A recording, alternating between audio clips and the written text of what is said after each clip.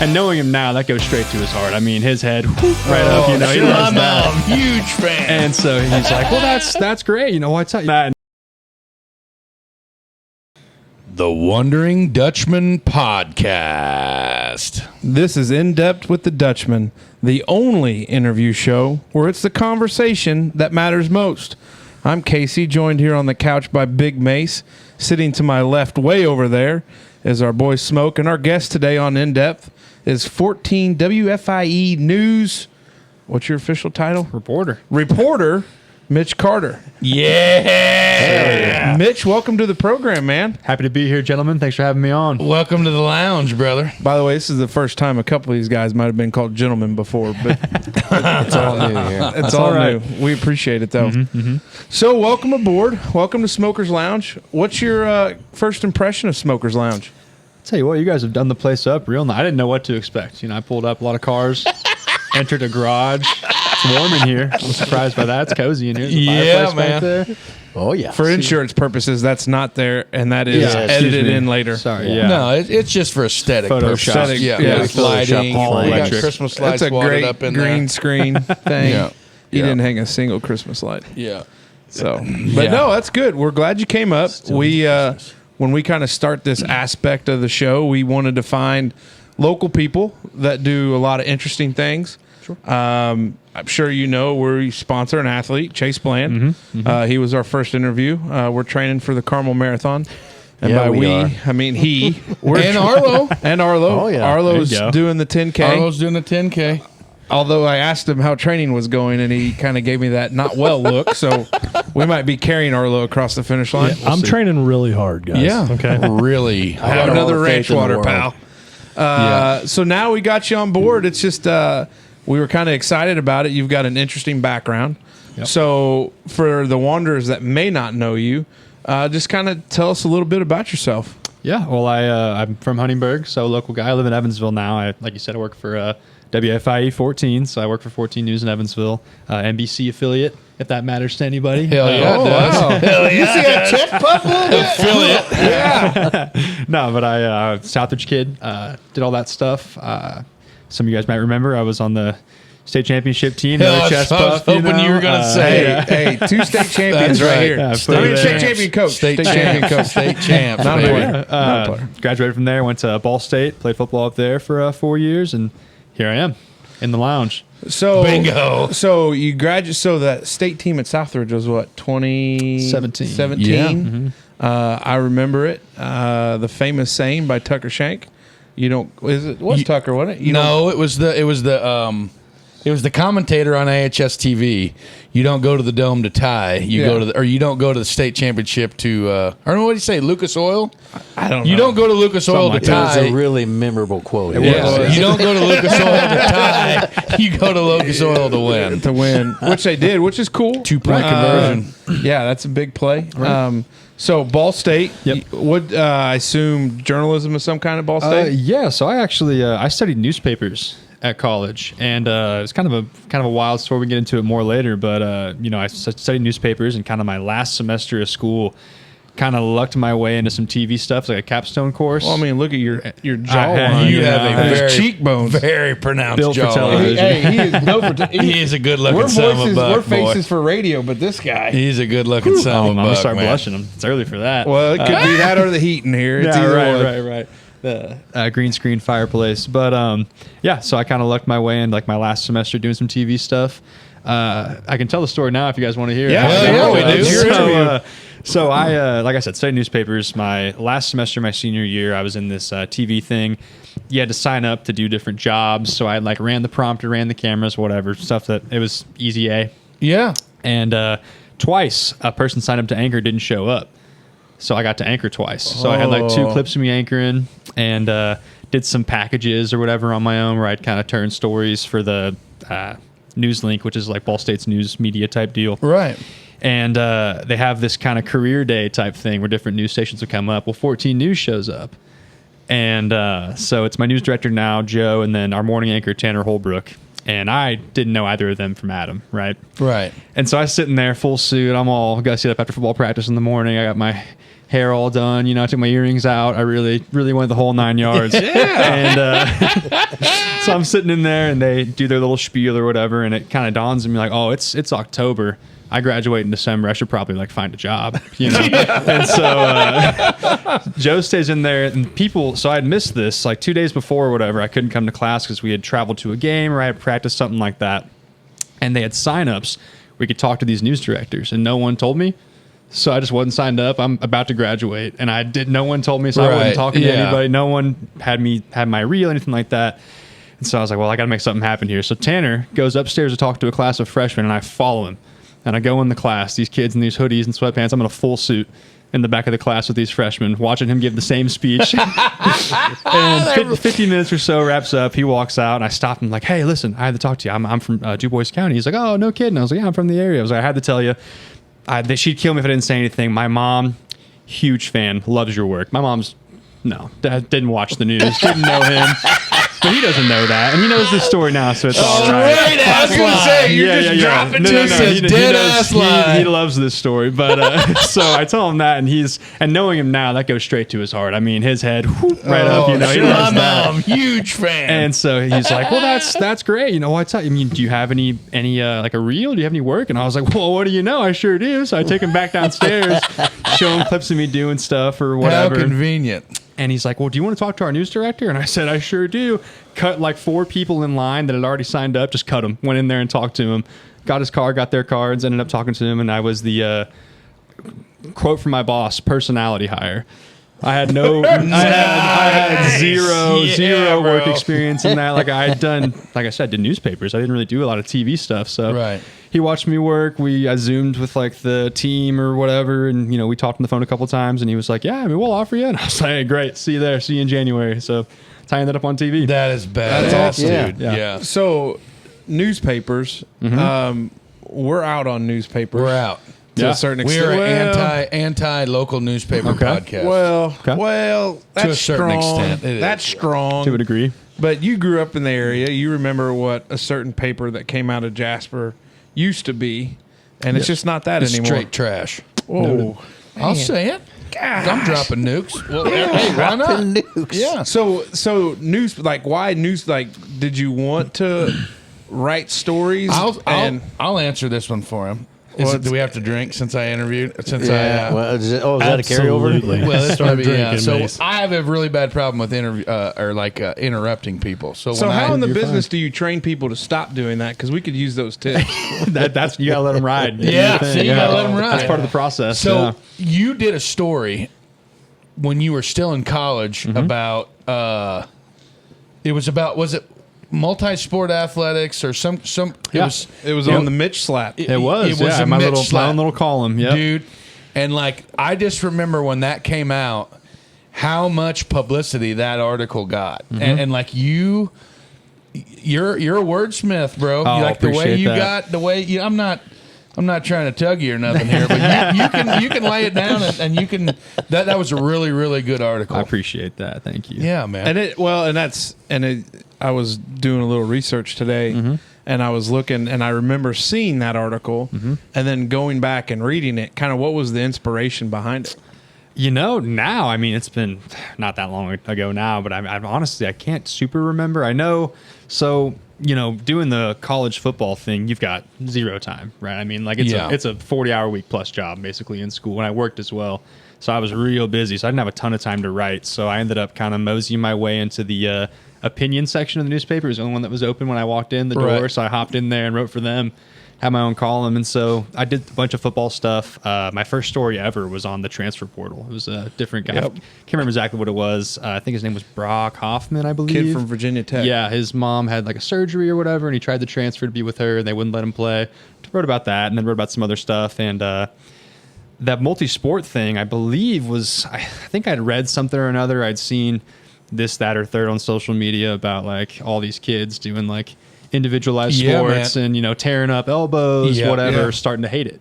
So I guess that's kind of what inspired that all those years ago. And I think with the kids in the sports these days, I think you're seeing more and more of that, and I think that's what in my opinion, of course, I think that's something that you want to stay away from.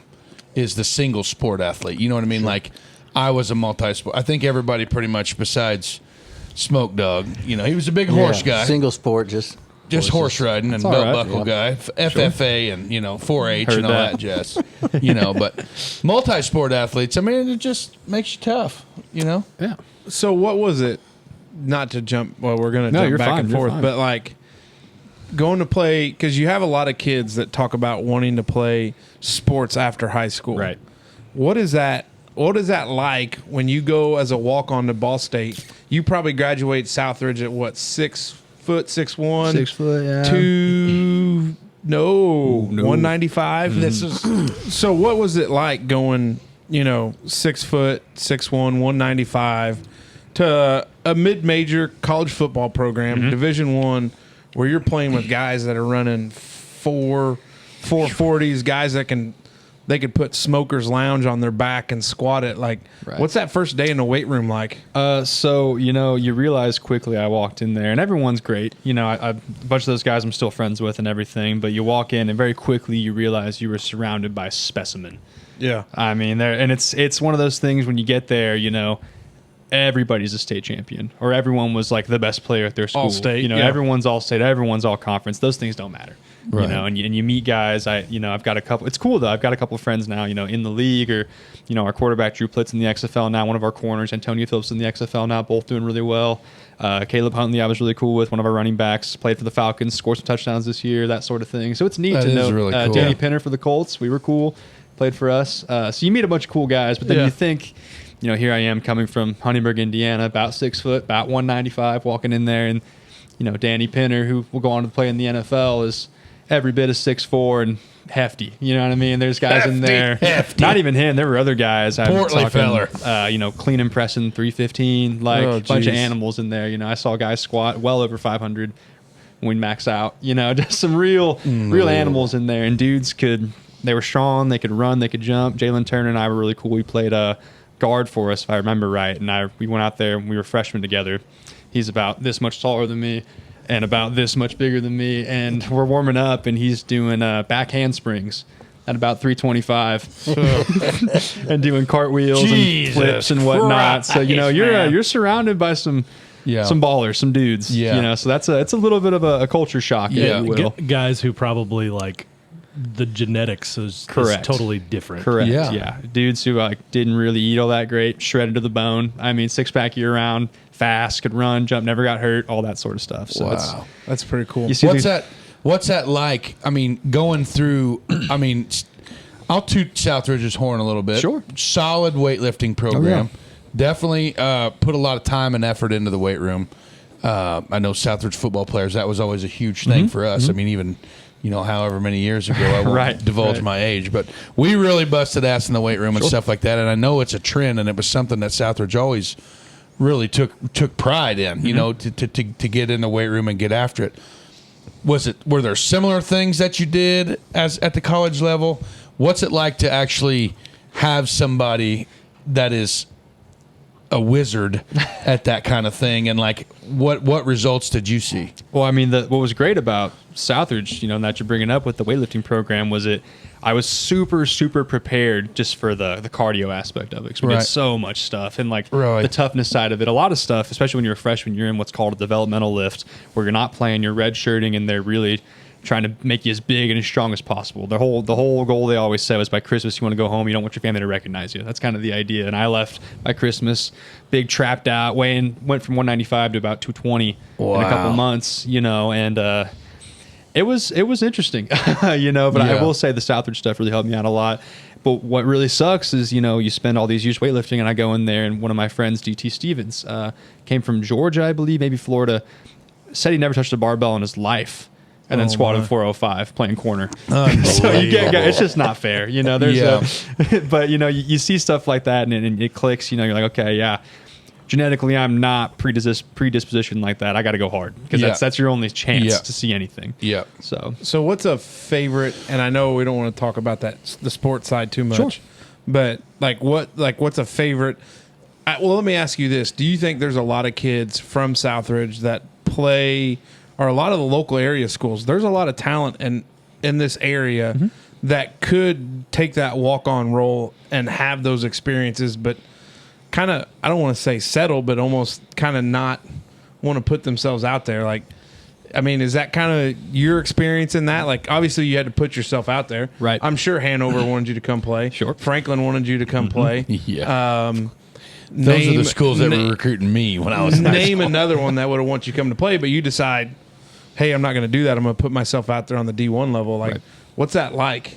It's I don't recommend this at all, but I was definitely one of those kids. And like I said, I vehemently, if children are listening that play sports, I wouldn't recommend this route per se, but I was very much of the D1 or bust mentality. That was kind of my thing. Yeah, It was man. like I wanted Go that. big or go home. When I was a kid, that's what I wanted, and then so on and so forth. So making that happen was awesome, but getting there, whole different ball game. The recruiting scene, especially coming from a place like this where the schools are smaller. You have guys who are super talented, but they're not getting the exposure of, say, someone at Cathedral or Center Grove or Ben Davis, Indianapolis School, or even a different state. You're at a disadvantage prematurely just from being in a smaller school, just because, talent or not, comparing it to the opposition you're going to face, you're going to look that they're just going to take that into account. You're playing schools that aren't 6A, you're playing schools that are 2A, 3A, Right. that sort of thing. Right. So it's definitely an uphill battle for sure. I remember me coming out of college to get my walk-on offer. I think I emailed, I've told the story before, I think I emailed every coach on the staff 2 or 3 times. And finally they were like, all right, man, damn, come visit. Persistent bastard. We And better give this guy a shot here. I think my profile said about 6'3", about 210. No. But I showed up and I was already there. I drove 4 hours. And so they were like, hey, man, we're out of scholarships. You want to walk on? And I said, yep. See you in August. So That's crazy. That's how we So got there. that was one question that I had wrote down too. It's like, what made you, or when did you decide as a kid or whenever that you had aspirations to play college football? Like, when did you want to do it? It's one of those things I think every kid ever is like, yeah, I want to play in the NFL. I want to play in college or whatever. But I think when it really started like getting real for me, I think it was probably like a sophomore year of high school type deal, like really starting to play varsity reps and everything as a sophomore. And I was like, hey, this is all right. I'm not too bad at this, And then come junior, senior year, you start going to camps, sizing other guys up. I went to Purdue for a camp. I got to go to Harvard. I went to a camp there. That was really cool. Went to Western Kentucky, did all that sort of stuff, which was really neat. And then, like I said, you go to those places though, and you see the specimen of the world tearing it up out there, and you're like, that's when you're like, all right, let's think mid-major maybe. Let's drop from the Big Ten. Let's go somewhere a little different. So. Yeah, that's awesome. I like it. Well, now that's Smoke Dog. You got anything? No, not yet. I'm just This is soaking it awesome. all This up. is He's, great. just, he's taking it all. Yeah, in. he's taking it all in. Yeah. He's got. Don't worry, there'll be some zingers come. Did you say Can't wait. Harvard? Yeah. Wow. Went to a camp at Harvard. Awesome. That was cool. Super Long cool. drive. Me and old Chad Dad. Yeah. Took the Mazda up northeast. That was cool. So when you were at Ball State, was Kyle Sager there? He had left just before I Just did. before you but did? it was neat to say like, oh, I'm from Southridge, I'm from Huntingburg, and older guys are like, hey, yeah, we know a guy. Yeah. Dudes love Kyle. They loved Kyle. Is that right? Well, you look at his profession now, because I think he's at LSU, right? Still Something at LSU? like that, yeah. And doing, that strength and Strength stuff, conditioning. yep. First off, you got to be yoked out of your mind and not afraid Which to get he in there was. and lift.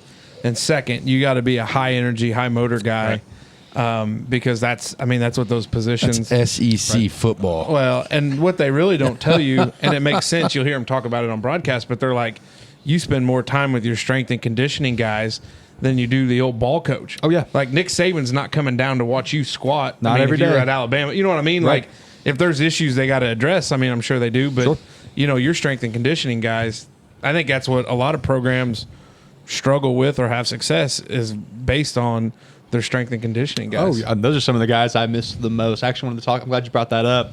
We had a guy, Robert Schmidt from New York, had these little bitty guy, probably 5'8". I might be shorting him there if you're listening. Sorry. Real meaty. If not, reach out to him. He might Yeah, like and that. he'll love Yeah. this. Yeah. Guarantee you he'll love this. real meaty little hands. And, you'd go to hit a max out lift, and he'd smack you. He'd leave a welt for 3 weeks. And he's always in your face, yelling at you with his No little way. accent. That's awesome. He ended up leaving and coaching high school. I think for a while he was like digging pools or something. I lost contact with him, but I miss him a lot. pools. Good guy. But we had him. We had Ben Armours, the head strength coach there. Great guy. And said the same thing, got to know us all really well because you spend more time with them than your actual coaches. Well, and they have to know, they have to know how to motivate you to do what they want you to do. And if a guy like yelling and screaming at a guy is not going to work, he needs to know that. Like, hey, let's go, quiet in there. Like, it's interesting. Right. Coaching, I think it's just weird. I do a lot of coaching. Big Mace does a lot of coaching That's too. right. Yeah. Big coach over here. But I think not one thing for every kid's the same. Sure. Like coaching Smoke's kid. Yep. You really don't have to get on Smoke's kid. You don't. He just does it. He just does it. But Puts then his there's nose other down and gets after then it. there's other kids where it's just like it feels like you spend 90% of the practice talking to. It's unreal. What's different about the college game that I noticed right away as well is it's a business in the sense of if you're not getting the program, see ya. Yeah. Yeah. It's there's like 25 guys waiting exactly, outside and to get in there your are people spot. trying out in October that are in Sigma Apple Pie down the road that want to play real bad. They'll take your spot if you let them. Yeah. So it was very much do it or get out unless you are the top 1%er who can maybe get away with a little bit more because you're some kind of stud. You got to get with You it. can only get away with what your talent will allow. Correct. Yeah. Right. That is a very, very true thing. Yep. Right. So you get done. So you start at 14 back in what, 2020? 2022 actually. 2022. Yep. January 2022. Just hit a year. And congratulations. What's the Thank you. first day of work like when you roll down to the old news station?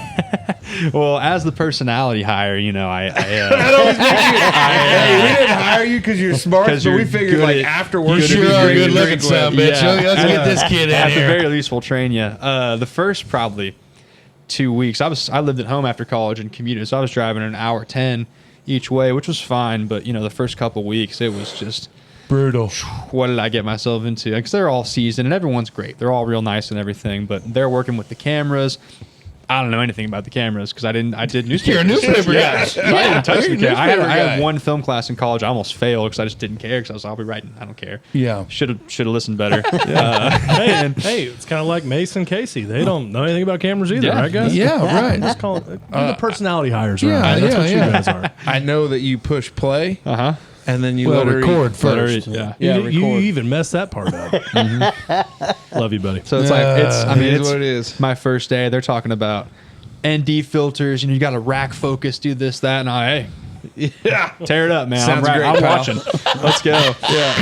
Sounds great. Yeah. pal. Should I look at that one with the light Yeah, on, or that one with the light exactly, on, or that yeah. one with the light on? And make sure not to read the question mark at the end. I'm not Yeah. Yeah, exactly. But what was great Stay though was classy. they were super good about knowing my position that I was in with my skill level, if you will, starting out. They were really kind to me, let me kind of definitely get a handle on things. Really kind of threw me to the wolves, if you will. So Right. it was cool though. But those first couple weeks, it was a lot. I had a couple nights I get home and be like, what am I doing? Like Right. this is personality or not. This is a lot. So how does that work as the personality hire? Sure.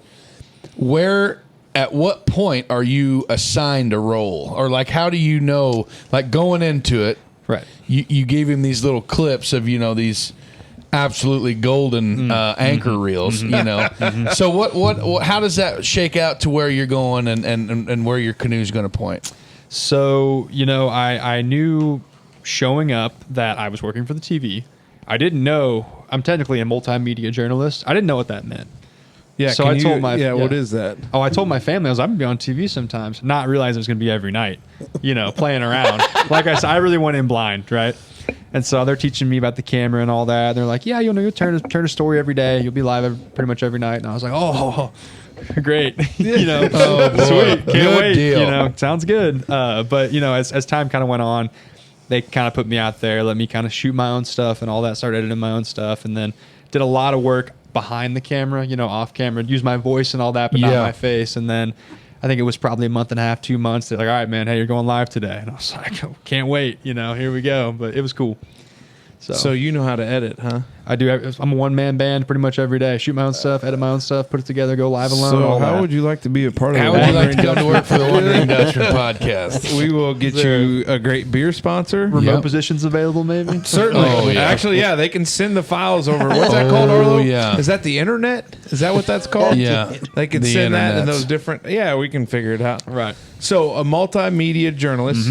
So, you do write some stuff because Yeah. 14 kind of does a little bit of everything. And for those listeners that are out of the tri-state area, 14's a news station down in Evansville. Is it Evansville or Henderson? Evansville. You guys are in Evansville. Yep. And their website is great. It's got a lot of stuff on it, but you've got some written articles, and then you've got some pieces where it seems like you've gone out and you've shot a video, and then you're kind of, like you said, using your voice behind it. Right. And then, like you said, there's some where you push play and then you're standing there reporting. Yep. The other day, I think it was flooding, and Yep. you were on scene in the 14 WFIE Interceptor. Right. Oh, sunrise shift, baby. That's a 2 a.m. start. That's brutal. So were you okay? The other day, we had a batch of severe storms that came through. And were you by chance with? Is there a dude named Jordan? There is. That's my roommate. Okay, so he was in the Interceptor. Were you with him? No, I was not. Out but I think by I know what you're USI? talking about. When Jeff yelled at him a And little Jeff bit. was like, "I think you need to turn around and stop. and get back now." Yep. So, because he kept saying, "We are Yeah. here, we are," Yep. and I thought subconsciously, because we're at the shop, Right. listening to all this shit, going down, and I'm like, "Man, I bet freaking Party's in there with him, dude." Like, I guarantee you. So the way like the Interceptor works is you get a photog, which is like a video journalist. So Right. they do everything except for go on camera, and they'll drive you around. And there's all these mechanisms in the car. You can flip the camera to the dashboard, the roof, to yourself, and you're touching the button. You're in control of everything the whole time, and they'll just cut to you, and you talk or whatever while this guy drives. You can't see him, but he's driving. So Right. I think it was Brian Sissel that was driving him at Okay. that point, but it wasn't me. But I did it in the morning, so I was the sunrise guy for the Interceptor. That was a blast. Nice, Yeah. man. So the different shifts. So you said sunrise. So kind of what is that? Like what is, because I mean the news there's not quite 24 hours. Sure. You figure it's early morning to what the nightly news 10 o'clock, at 10. yeah. Yep. So kind of what are those shifts look like? So there is someone in the building, I think, at all times. There's at least one person in there. There's like a master control guy. But the sunrise shift, you start at about 3, so you're up at about 2. I'm normally a day shift guy, so I go in about 9, and then I'm done by, depending on a live shot, 6:30, 7-ish usually, give Yeah, or take. And that's the not evening bad. shift's like 2 to 10, 2 to 10:30 after the show's over, that sort of thing. Right. So it's split into normal person shifts, just at weird hours, if you will. So Got it's it. split into blocks. So Yeah. in the building, is there a little bit of a rift between like you news people, the sports guys, the weather folks? Yeah. Like, do you look at the sports people and like you guys are just a bunch of dumb wannabe jocks, and like I actually was one? Like the weather people, yeah, you got the fancy degree, but you're wrong Sure. like 90% of the time. Like, what is there a little inner office rivalry? No, kinda? I mean everyone's pretty cool. We all kind of work together, do our own things. I got to do a little sports segment this year during football season. I did In the Huddle with Yeah, Tamar you did. Scher, our sports director. So I did that with her. That was cool. And then weather folks, you don't see them a ton. They're back in their little weather cave playing So with they're the numbers and weirdos. graphs. Oh yeah, but they're pretty cool. Byron's great, Arden's great, Jeff's great. Love them all. They're awesome. That's Because cool, Jeff's man. been there forever, Oh right? yeah. So has Byron. Byron Byron's has been too. there Couple for tri-state years. treasures. Yeah, tri-state treasures. That's what they call them, man. Couple vets. That'll be you someday. I hope so. So those guys, what's it like when you're the new guy there and you obviously know these people and you're Sure. just like, And you've been watching them forever, Right. because you're from here. Like guys like Randy Moore, me and Randy are really cool. There's no reason for them to be nice to you. They don't know you. They have never seen you before, but they're Right. all great. That's cool. It was neat coming in like that. is But- some of it like somebody was like they were once in your shoes and that's kind of how they feel about it? Like somebody lended me a hand when, it was like you were drowning and they're like, hey kid, just do this. Like, hey, right. and they probably learned something from, because they're in the old age of doing, television, and technology has Right. changed a lot. Right. So even though you're a newspaper guy doing multimedia, I mean, it's Sure, changed sure. though, right? No, they learned some absolutely. things from you young kids. Well, I show up and they're teaching me how to do the news, and I'm teaching them slang I learned in college. So there's a whiteboard in the office titled "The Mitchenary" because I was just saying stuff I always say, and none of them knew what I was talking about. The Mitchenary. So they started translating for me. You got to give us some examples. Yeah. I got a picture on my my work Instagram. So there's a couple examples like You guys might not like this one, but my dogs are barking. You guys familiar with that one? Your feet hurt. See? Yeah, dog. Yeah, I got Thank you. But they all said it means your feet smell. That which was a weird. No way. All right, Your that's feet thank you. hurt. Thank you. No, I- yeah. See, Like I don't know you if get that's like we a at regional work, thing. blue collar work. You know, you get a brand new pair of See, look boots. at that slander. Hey, You get you're a new white pair of collar work. guy here. I am. Yeah, I And got this soft guy- little hands. Yeah. No, don't let it start over here. You get a brand new pair of work boots and you get out there, man. At the end of the day, Jesus, my dogs are barking. Dogs are barking. Bro. Yeah, no, absolutely. I get it. I got you. I got about one bar out here, but this loads. I'll show you guys. But you know, it's all kinds of stuff on there. I say like slime a lot for friend. That was new to them. They didn't like that one right away, but it's growing on Now them, what? You know? Slime? Yeah, you guys, you know, that's a college thing, fresh out, stuff like that. No See, way. I just learned what like bet. Like when people say Yeah, bet. see, I'm not big on the bet. That's all Bet. right. Yeah, like my kids say that a lot. Oh my gosh. Like what? That Go- means like go Like, ahead. hey, Go ahead you and want explain it chicken for nuggets us. for supper? Bet. yeah, Like, yeah. kind of You like really that. never heard Backhand Like a dead kid. ass. Similarly, You yeah, ever heard yeah. of that? Yeah. Oh Like my dead gosh. ass. Yeah. That means like I I'm, am not old enough to have a conversation about needing to Or know the bruh. god dang If I had to, I think I took young Smoke home from Middle basketball. Smoke. Middle Smoke, yeah. Middle Smoke. And I was if gonna I tell had you, to if you hear had him Wild say, Bill in the car, yeah. If I had to hear the word bruh one more time, dude, I was gonna lose I my stray away from bruh. But, I was gonna lose my you know. mind. So just different little things, I would say, and they Yeah. like that. So I got a big whiteboard in the newsroom. As soon as you walk in, it says Mitchinary. It's got all kinds of dry erase words Dead written down ass. and translated. Dead ass. Dead yeah. ass. You know, do you guys try to avoid like curse words when you're in the zone? Because I can imagine that would be easy to let something like that slip. But I mean, you guys are professionals. so. Yeah, well, there's like the FCC is kind of like in charge of the all FCC news. won't let me be. Uh-huh. Yeah, That's yeah. the one. Yeah. Well, Yeah. they'll fine you heavy for Heavy. curse words if one gets out. Heavy They'll get you a Bet. couple thousand. Bet. Yeah, on God. Now who does on God. There it is. now who pays that? Does that come out of your check or does that? I mean, it hasn't happened to me, so I'm not entirely sure. I would assume like our station pays for it, and we get like reprimanded, if you will. Yeah. I'm trying to avoid that in my Yeah, career. yeah, I wouldn't go to it. What happens? This was another question. This Okay. is a perfect time for it. So you say you're a reporter, Right. And you say when we were scheduling this, and I said, "Here's what we're thinking. You can make it if you can. Hopefully, you can make it. Yeah, sounds great. Unless something catastrophic comes up and I've got to go do a live shot. So then you get a call. Hey, we need you to go now. Yep.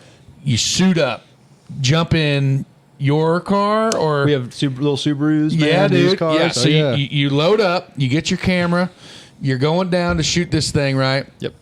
And the old iconic, try to tread lightly here, but the guy that comes on camera. Oh, I know the one. You know what I'm I know talking the about. one. Oh, yeah. So that guy comes on and says his little bit, Yep. and Yeah, but that's like, not them though. No. I'm just saying, but I'm sure it's still a detriment. Oh, yeah. That's So that's a problem. how would one recover from someone coming into your camera shot on a live feed, Right. saying something that they cannot say because Right, of the FCC? right. Well- how does that work? Something like that, you know, and you would think, you know, watching clips of that happen to people, you think, well, how do you fall for that? Like, what are we doing? You know, you would think you'd see them coming a mile away, but when you're live like that, you're so, you know, even as somewhat of a veteran, someone who's done quite a few now, I shouldn't say I'm a veteran, I'm just past my year, but someone who's done a bunch of live shots, you know, you're real locked into not messing up, if you will. You know, you know what you're you in the know what you zone. want Oh, to yeah. say, yeah. Especially if you're live at something, say like a festival or whatever, where you're kind of off the cuff. Oh God, You're yeah. constantly thinking about what you're going to say next. There's no time to like you're seeing things around you, you're not seeing them. You know, it's all basically a blur while you think. Yeah. And so you see that person coming up, and that happens. Not a lot you can do, truthfully. They can kill your feed, take you to black, but it's almost better if you just got to ride it out. Yeah. You just got to be like, because "Ah, how many excuse times? me, sorry how about many that." times did that happen? So that was this year. It was. There was this past fall at the West Side Nut Club with Jeff, Yes. and it happened a lot. I think on air happened twice. Was it twice? I think so, Yeah, and then like twice I think too many. That's brutal. for sure. Yeah. People come up and they do the whole thing, and I think he recovered very well Oh. because I think at one point he called them jack wagons he or did, something yeah. like that. And some jack That's wagons. a veteran move. Yeah, That's bro. a veteran like you move. got to do something. You know, and everyone thinks they got some funny zany one-liner to pull out the back pocket when that happens. You don't. You It's don't. just No. a bet. You gotta shoot from the hip. That's a tri-state treasure. Pull one out on them, that, throwing the man. bow. It was funny because that had happened twice, and they were full on like, we're not going to do it anymore. Yeah. Keep in the studio. We're not. It's not messing with it. You know, Yeah. we're going to get fined. Whatever. Yeah.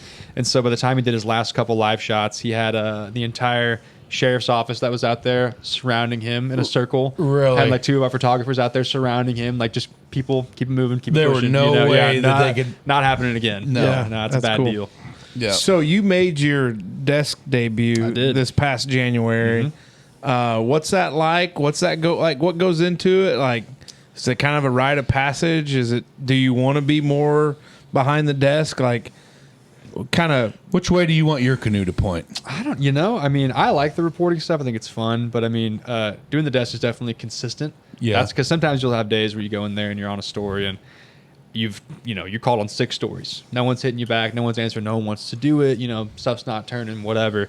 Or when you're on the desk, you know, that's a lock. That's happening. You know, that's nice. You go in, you read your scripts, you go in there, you do it, good to go. I like doing that. I like kind of the mix I got going right now where I'll fill in every once in a while. I think it'd be cool to do it more often, if you will. But I mean, right now I can't complain about what I got going on. You know, the desk is definitely neat because it's the same thing where you're doing the news, but it's a different ball game where it's much more like a live shot. They kind of let me do my thing out there. I can kind of like, you know, Right.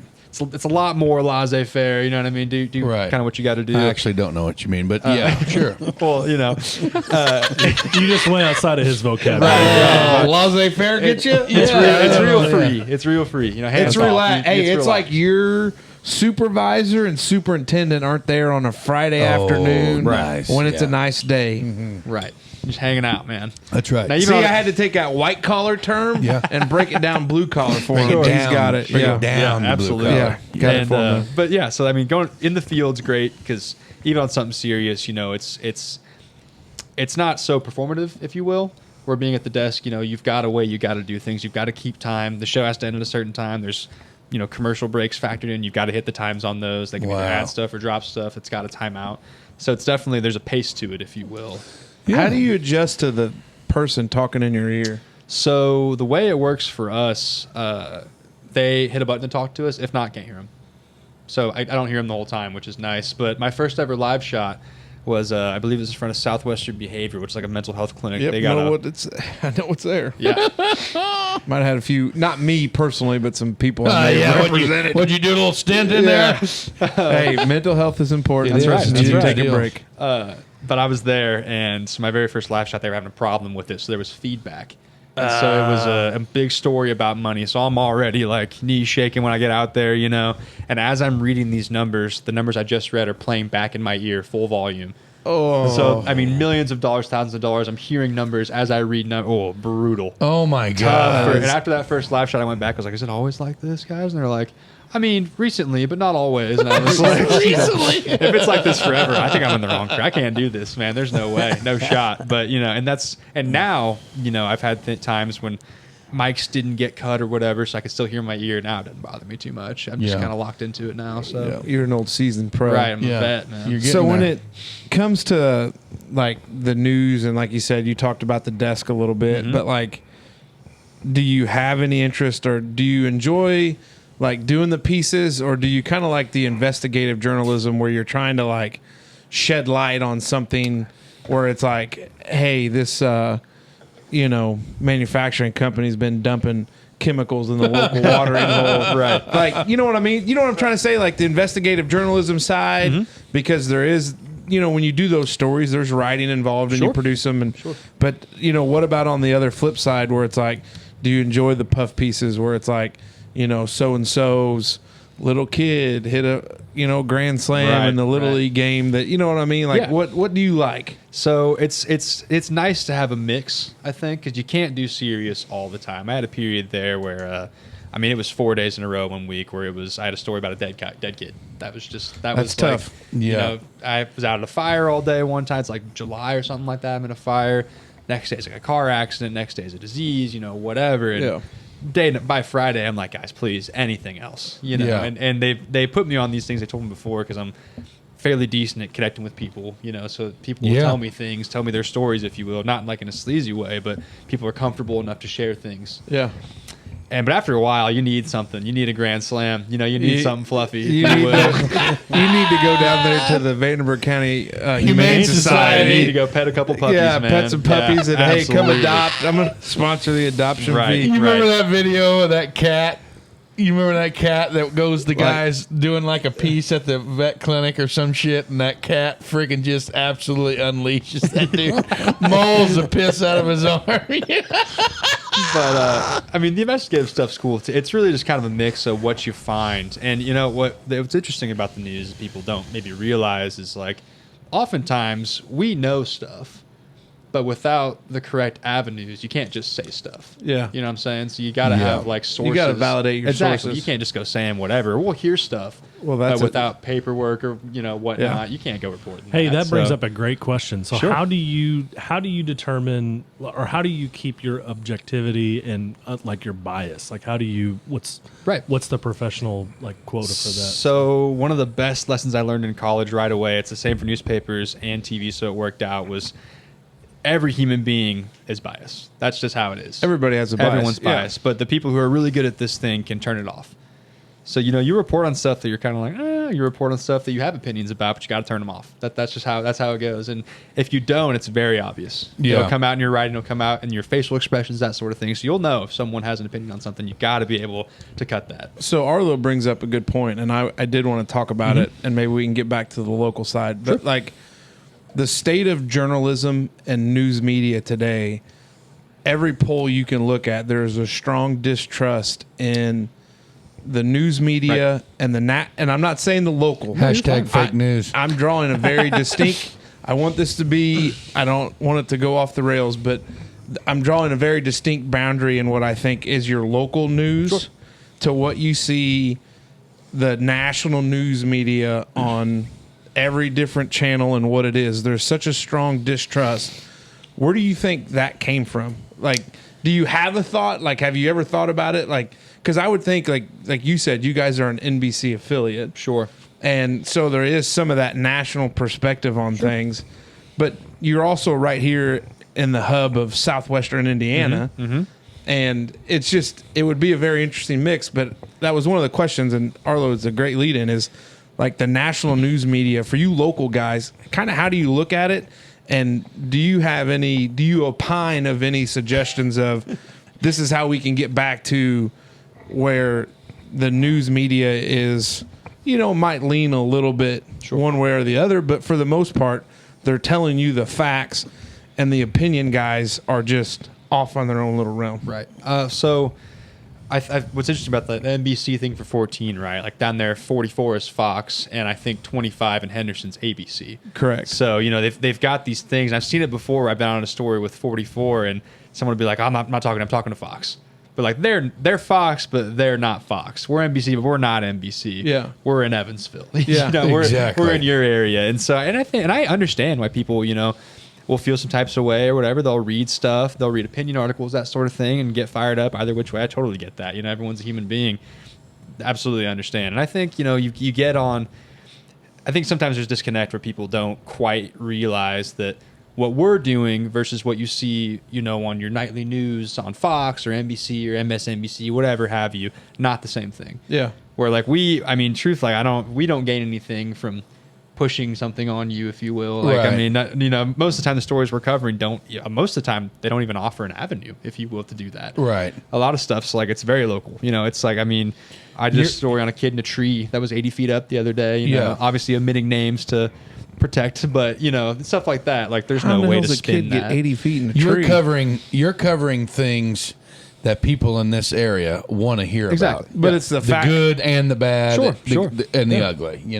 But I think to your point, like, people take the opinion people as news, and that's where we've gotten in trouble. Sure, and I think, and there are things you can find on the national stage that they're on like the news channel, but they're definitely like entertainment shows, which is great. Enjoy them, like by all means. If you're into like your late night talk show host, fire me up, go crazy, enjoy it. That's great. It's fun to listen to. I'm all about it. Do your thing, but you can't. You have to, and they do a great job of kind of like not letting on that it's more like a talk show type deal. And then, you get fired up about, hating whatever station or whatever side, whatever have you. And then it trickles down into your local news person. That's why I have people yelling at me, yelling fake news at me when I'm out on the street. I'm like, hey, listen, man. So that was something that all the time. That's something that he texted me. We were texting back and forth earlier this week, and I asked him. I said, what are some things you want to talk about, shit like that? And he was like, I got some stories of times where I thought I was going to get my ass beat by people, pulling up onto a story or do whatever like that. So. While we're here, Mitch, dig into that, man. Tell us about some of the craziest shit you've seen so far. In the news and just out in the world, if you will, you see some critters, man, on every spectrum. Critters, and the same can be said about myself. You see it all. And like I said, a lot of times what we see, especially on really like heavy stories, if you will, say I'm out, someone was murdered or whatever. Their neighbors are really upset. That's a lot of like. Misplaced anger is kind of what I call it, where they're upset. Someone's going to take this upset. Someone's the brunt of this, and it's me usually. Which is, I get it. People will get real broad shoulders, right? Yeah, you got to literally. You got to fix. You got barely can fit to the door. He's a big bastard. That jacket we could probably wear just because it's wide, because it's real cozy. Yeah, you got to be thick skinned. I've had people, yell at me. We're gonna come over there, tear you up, whatever. People like I'm trying to. Do the camera, people are running and trying to get in front of the camera, try and block me filming stuff or whatever. You see it all. Crazy everywhere you go. But then on the opposite side, you see people every once in a while who are just the nicest. They want to help you out. They want to talk to you, whatever, And like I said, a lot of times, I do a lot of the heavier stories, a lot of it I think really is like the misplaced emotion, misplaced anger, and all. They got to take it out on somebody, and I'm there. And not that it's like amazing, not that I love getting screamed at or getting threatened, but like it doesn't really bother me. I get it. Being able to face confrontation is huge. Oh yeah, it's know part what I'm of saying? it. Yeah, I think with me, it's just in my little, like working in the public or around the public, and especially you too, Casey, and Smoke working in a manufacturing. People come to work in a pissed off mood. Mm-hmm. You got to be able to diffuse that situation so it doesn't make it to the next level. Diffuse and deflect. Hey, you and I need to pause. Smoke, you have to ask a question, and we're going to wait till you ask a question. Yeah. I don't have anything to ask yet, I don't think. I'm still just trying to. Well, I don't think you've said anything since we started. You just said over there. Other than the green screen fire there. Yeah. That's right. Nothing? Zero? No input. Not about his shoes, like what kind of cars you drive. Yeah. Mitch, maybe you can ask him a question. Oh, shit. We're going to wait till the end on that. Okay. We'll wait till the end. I'll interview the gang. Hey, I've got a question. Sure. So, how do you choose what is a newsworthy story? Like, what goes into that process? And does any of that relate into your history being from Huntingburg? Like, do you say, like, hey, you know what? People around here would probably want So, every morning we have to email in or email it or write it down, whatever you have pitches for the day, different stories. Sometimes you go in, you're set up already, that sort of thing, whatever. Mm-hmm. Every morning, 9:30 for my shift, we go in and we all get together, all the reporters, all the managers, have a little morning meeting. Everyone throws out pitches for the day. Sometimes they're already got their story selected. Sometimes we get a pitch, whatever.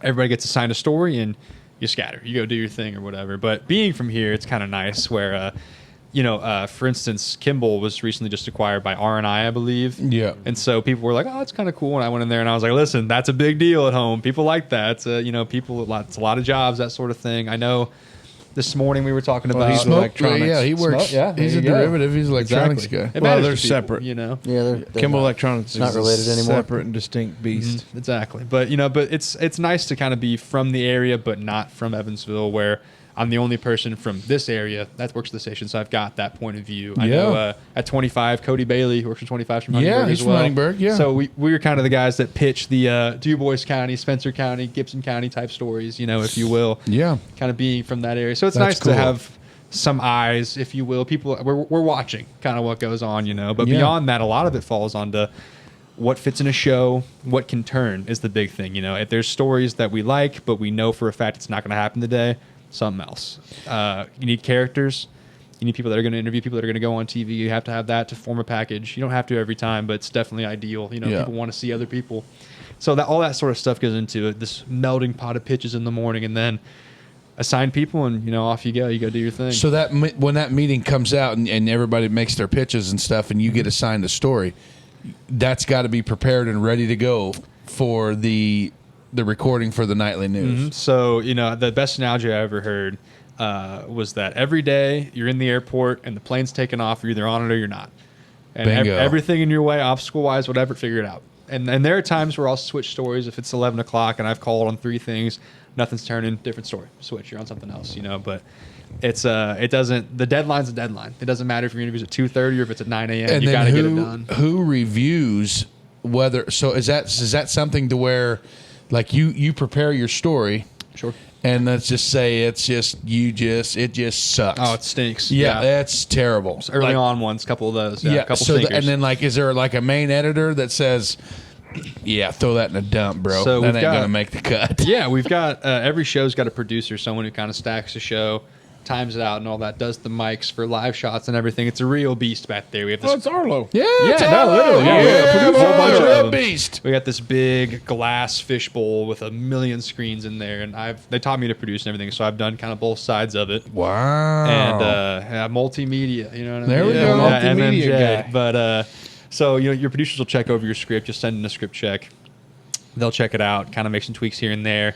Every once in a while, if it's a really important one, something that's kind of dicey where you don't want to mess it up, or something really heavy, they'll have a anchor or even our news director look at it too, kind of spread the eyes across. The more eyes you get on it, the better. But sometimes with time constraints, it gets a gloss over. Yep. Nothing glaring, nothing factually wrong. Let's ride. Yeah. Because it's a lot of it. Like I said, you're on the plane or you're not. You got. It's a time thing. Figure it out. Yeah. So I'm going to pitch you some stories. Okay. Hey, take them if you want them. Yeah. Okay. I think one of them first we could do Smoker's Lounge.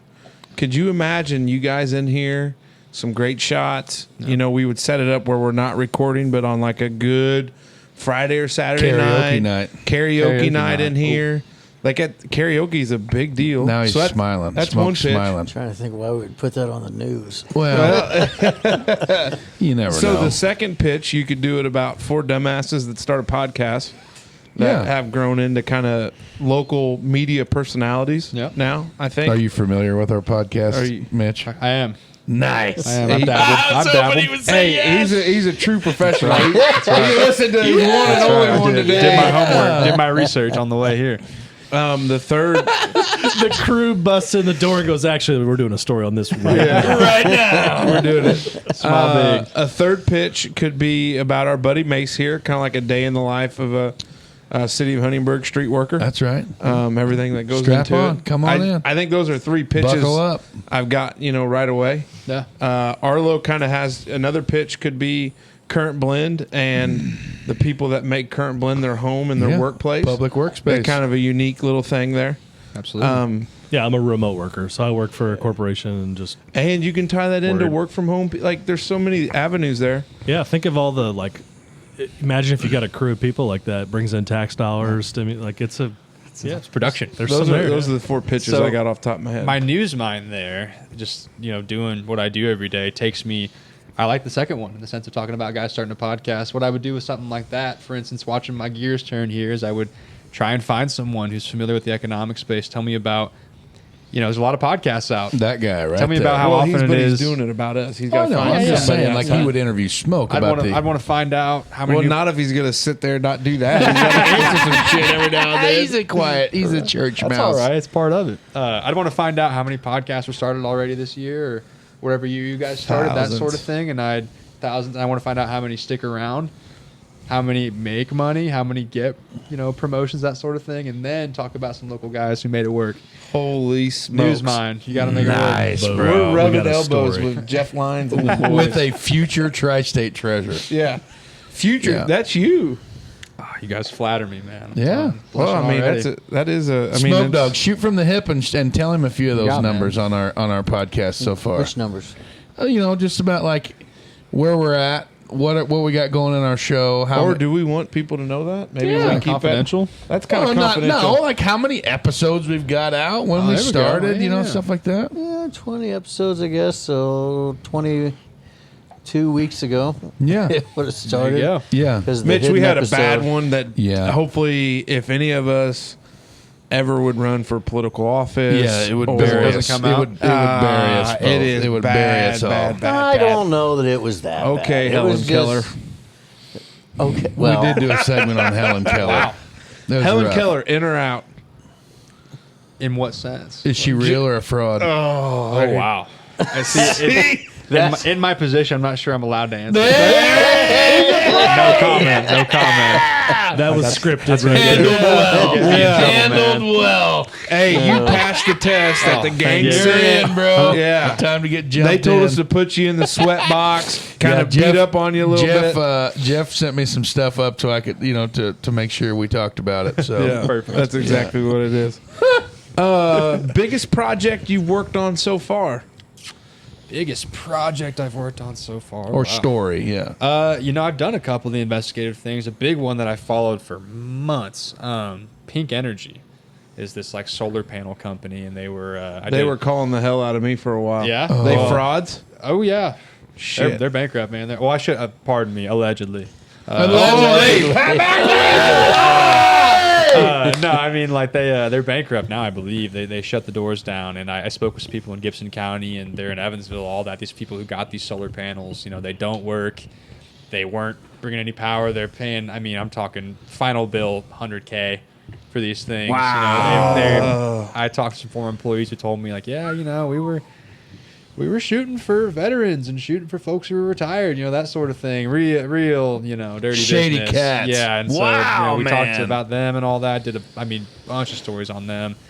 I got a lady that I spoke with a couple times that managed. She, I shouldn't say I managed. It was all her, but she hounded him until finally she got her bill kind of relinquished and everything. So she's home free, that sort of thing. So Well, it's good not- for her. That sort of stuff feels good, to feel like you're doing something. Yeah. Did a story with a restaurant in Evansville, not going to name it or anything, but the employees didn't get W-2s. Hounded them on TV for months, and finally they all got them. So that sort of stuff feels good, making Yeah. a difference, if you will. But So, Mitch, back to the podcast thing. So we got a podcast. Sure. Right? The Wondering Dutchmen. Here you are. Giddy up for that. What kind of podcasts do you like to listen to? I kind of do a whole kind of broad shebang. I don't get a ton of time to do it. I'm a big podcast guy. If I do a story down in Kentucky or whatever, or Lot of even up driving. here, hour drive or whatever, it's Yeah. 2 hours. Yeah. I do a lot of the crime podcasts. Are cool. I'm into that.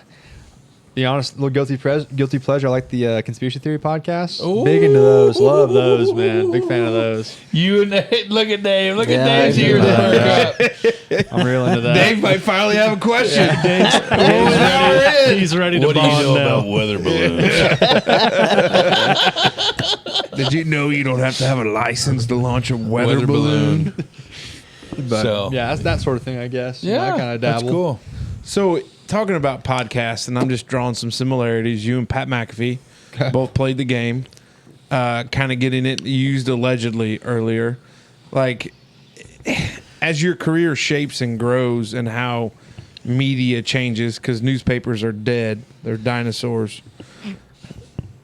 Is that an official? I thought you were going to back me up. Rough on that. spot. I mean, Yeah, yeah. yeah. We dropped nukes earlier. And Yeah, they're- we don't they're want to trash. rehash it. But like, do you ever see yourself like getting away from the corporate news gig to doing like finding a way into the passion projects? And because I guess the question I had, like, Twitter Passion journalist, projects. like, you're not affiliated with anybody, but you set up a Twitter, like you do all that. Like, is that something that would interest you, or do you like staying? I hate to say corporate, but No, you're basically fine. kind No, of I get staying it. that way. Yeah, kind of the mainstream. Yeah, type deal. mainstream. There you go. I mean, I guess that would depend on like the security side of it. If I'm gonna be able to like support myself long term, if I could find a way to do that, perchance. The Twitter journalism thing is kind of hit or miss. You're Yeah. freelance and doing all that sort of Yeah. stuff. And I did some freelance stuff in college for money here and there, writing articles and all that. And a lot of it was kind of, it's Sketchy stuff. hit or miss. Yeah. If you money here and there, nothing crazy. But I think the podcast thing, what you guys are doing, is great. I think it's super cool. You guys get to hang out, a couple guys being dudes. Not so bad. Guys being dudes. Yeah, Hell absolutely. yeah. Yeah. Our wives hate it. I Yeah. imagine so. Yeah. They just say they hate it. Yeah. They just say Maybe. that. Mine probably not. It's just crazy, but you kind of you get into it and you get the know-how. Right. You see people move on. I mean, 14 on their website has a whole like map of where their people go. And that's not even updated. That's old. So it sounds like they don't mind you coming in. It almost like you become too big of a fish for the pond per se. Is there that kind of growth where you see yourself like going to a bigger media market, or are you happy being right here in God's country? I mean, well, that's the thing that you kind of mentioned there. I'm glad you said that, because I was kind of wanting to maybe get into this a little bit. Is I coming out of college, like I said, wasn't familiar with the whole TV side of thing. The news markets are set up, so I think we're 106. So we're kind of starter market, kind of middle of the pack type deal, and we have people go all kinds of everywhere. And people before I was there left and went to, Cincinnati, go to Indianapolis, that sort of thing, go to other coasts, what have you. I know we had a guy before I was there, went to Vegas, that sort of thing. Oh boy, be a tough spot to work at. That would be I don't know if terrible. that'd be good for me, but That would be terrible. I kind of lucked out when I was in school as a senior. Ball State does this cool thing where they match up seniors with guys in their profession, as like their mentors. So I've got a mentor who works in DC. And with that would be badass. TV news, kind of the pinnacle, the number one market's like your New York City. That's kind of the spot. Yeah, Yeah. probably Number New York, one. Washington, LA, Right. Chicago, Sort of just kind of down the list, big cities. Shreveport, Louisiana. Precise. Yeah. I don't know. God. It's That sort of thing. I don't know why Shreveport was on my mind. Texarkana, Arkansas. Right. But I don't know. I mean, that's one of those things. I think I'd entertain it. But I mean, the thing too, I didn't realize until I was in it was you sign contracts. So now I'm on a contract, and everyone is. Reporters are. So that's like a buyout type. I'm there till 2025. So I'm just right going to now. throw this out there. Sure. I am licensed in the state of Indiana. If you need me to negotiate on your behalf, I will offer up my services, because how cool would that be If you to worked. be like, hey, I negotiated this guy's this TV guy. Like, got me I'm more an money. agent. It would like, build I'd our be an agent. build our street cred. That'd be huge Yeah. for your street cred. And when I say Yeah. our, I mean Next steps like Mine- graffiti in yours. buildings, skateboard and all that. No, sort there's of already stuff. some graffiti in buildings about us. oh boy. No, I mean, I could bring you in maybe when negotiations start back up. We'll talk about it. Nice. We'll discuss. We'll get that worked out. Yeah. You want that corner office? Me We and got you it. and the GM, man. Go You hang want out. your own parking spot? Hey. You got it. Mitch, let's Yes. talk about Ow Now Brown Cow. Ow Now. How do you learn how to talk on the news? So that's kind of a hot spot for me, where I'm naturally a very, very fast talker. Yes. I always have been. So my boss, especially when I anchor, gets on me about it every time. You got to slow down, That's man. my big thing, is I got to slow down, and it sounds wrong in your head. And starting, especially even before that, just getting started tracking packages where you go in the studio, put your headphones on, you read over your video or whatever, and that's what plays on TV. Coming in, how news people are like supposed to sound, if you will. Yeah. Like you have an idea in your head of what like an anchor sounds like, what a reporter sounds like, but executing that's completely different. Tough And spot. I've kind of learned that like people don't love that. They almost don't want you to sound like your typical like, good morning, whatever. They want you to be more. They want you to be conversational. human. Exactly. 'Cause people like that. People want to watch that. People don't want to watch you be a robot up there for an hour. No. You know what Yeah. I mean? So kind of finding that balance between being professional and also like relatable is definitely that was a tough spot for me for months, where I had to work on it. My boss had me driving home the hour back to Huntingburg, reading street signs. Like Interstate 69, the sign is green, the grass is green. Beside me here are guardrails, kind of like working on talking slow, working on diction, that sort of thing. Wow. Diction. Stuff like that, Yeah. And the big thing I had to work on was I would go in there and say like, right now we're in the lounge, we're doing the news, et cetera, et cetera. When I had to really like, right now we're in the lounge, we're doing the news, we're sitting here talking, doing a podcast, like make your voice interesting. Flow instead Yeah. of just being like a straight monotone Right, robot. but you also don't want to be up there like causing a scene. You don't want to have a sad story and make it real obvious. You don't want to have a happy story and be yelling at people, getting Yeah. your voice real high for no reason. It's a balance act the whole time. So could you train? What was his nickname? Missile Lips. Missile lips. Yeah. Could, you, Missile could Lips. you train old Missile Lips over I here? have been told 1,000 times that like either like a voice actor Yeah. or some sort of like voiceover, like you said, like tracking your package, I guess you'd say, like a voiceover type person. Like if I had a script and I could rehearse it, I think I could probably nail it. Yeah. What's the guy in Evansville? Which it's DJ. He's on 104.1 DJB or whatever they call it. He's a real deep voiced guy, and he does some stuff for BDC. He's got a really very distinctive voice. And I think, like they always say, like the guy that reads the movies, like the trailers, you know what I'm You talking want to be about? that Like, guy. You want to be that guy. This Sunday, coming to you live. You know what I mean? Like I don't know. I think I would give it a whirl. We contract out, I believe, like our Uh-oh. our intros. So it's like Yeah. you're watching 14 News at 6 or whatever. That's Go someone ahead. else. Hey, let's get you a little tape. Let's get Let's get you a little I tape. don't Go know. ahead. Come on. You're We've got the watching equipment. WFIE News 14 at 6:10 and midnight. Here, I'll write it down for you. I'll write it down for you. Oh What boy, they he's say. got he's using on. Chat GP or something. Chat Live GPT, from the yeah. Tri-States News and Weather Leader. Oh, Hold up. let me write can this. you imagine Oh, my if God. old Bissell Lips over here Oh, does the if I intro? landed that gig, game over. I would love it. 1025 would Do be you a leave gated the community. podcast behind if you land the voiceover? gig? Absolutely not. No, This is the line. This is intros our shows. that does. Give that the business, man. Let's hear it. Live from the Tri-States News and Weather Leader, this is 14 News. That's pretty good. Nice. That's pretty good. That was good. If that comes on TV, you guys paying attention? Yeah. Hell yeah. Yeah. There it is. Well, there you go. Yeah. We could do it for I might have to Dave, get but a new it'd be antenna silent. on the Well, house and get her geared that way. Do you ever find people that say, how does that work like in modern times with the way TV's going now? Sure. With streaming services versus like your normal live feed TV. Smoke, you got live TV out here? Yeah, we got the antenna. And then, yeah, so There you like go. you've seen the struggle that we dealt with Yeah, Sunday. yeah. Strictly streaming services out there on 1025 at my house. Mm-hmm. But it's just because, for no excuses other than me being lazy and not getting an antenna put on the house. But do you still track your ratings and your views and everything like from Yep. your stories and Yep. TV shows and all that? So we do.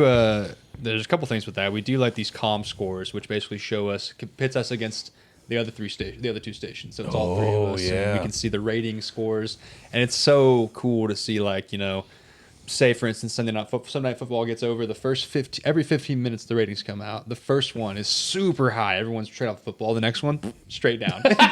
And but what's Because also, everybody's still on. Yeah, because you guys do have football night in America, don't you? Yeah. I think it's actually it's been Fox. I know that, and I know it kind of goes back and forth. But too, I mean, think, after the but primetime game's over. after games are over, You're right in there. After golf, we do a lot of golf, that sort of thing. And then what's really cool, we have this TV in our newsroom. So when you walk in, you kind of turn the corner. It's kind of up above this cabinet, this little cutout, and it's live tracking. So we'll post we'll do a push alert on your phone where you'll see like breaking news, house fire at so and so, and we can watch in real time as people click on it. You can watch the bar slide as views go up on it, which is really neat. Cool. That's cool. And it shows interactions on our homepage versus, on this story, on this video, that sort of thing. All the Go ahead, Smoke. let's hear it. No, we You're do the nodding same. along. We do the same thing. Like Yeah. with our Well, ours yeah, aren't live on. We're like a day delayed on most Still, of though. them. with the dashboard. Yeah. yeah. Yeah, So we yeah, can kind of see things grow as they come SEO, out. all too. that good stuff. Yeah. Man, gotta have it. Now, when we were lining up this interview, we thought maybe there's a chance that we could actually record it at the 14 WFIE news desk. Is that a possibility for us to maybe, a field trip? We'll come check it out. So we do field trips for like children. Perfect. For like a So you're saying there's a chance. Use mental capacity of you children. guys maybe. pull up in like a bus, maybe. Oh boy. We could I could convince probably drive somebody. it. I got a CDL. Well,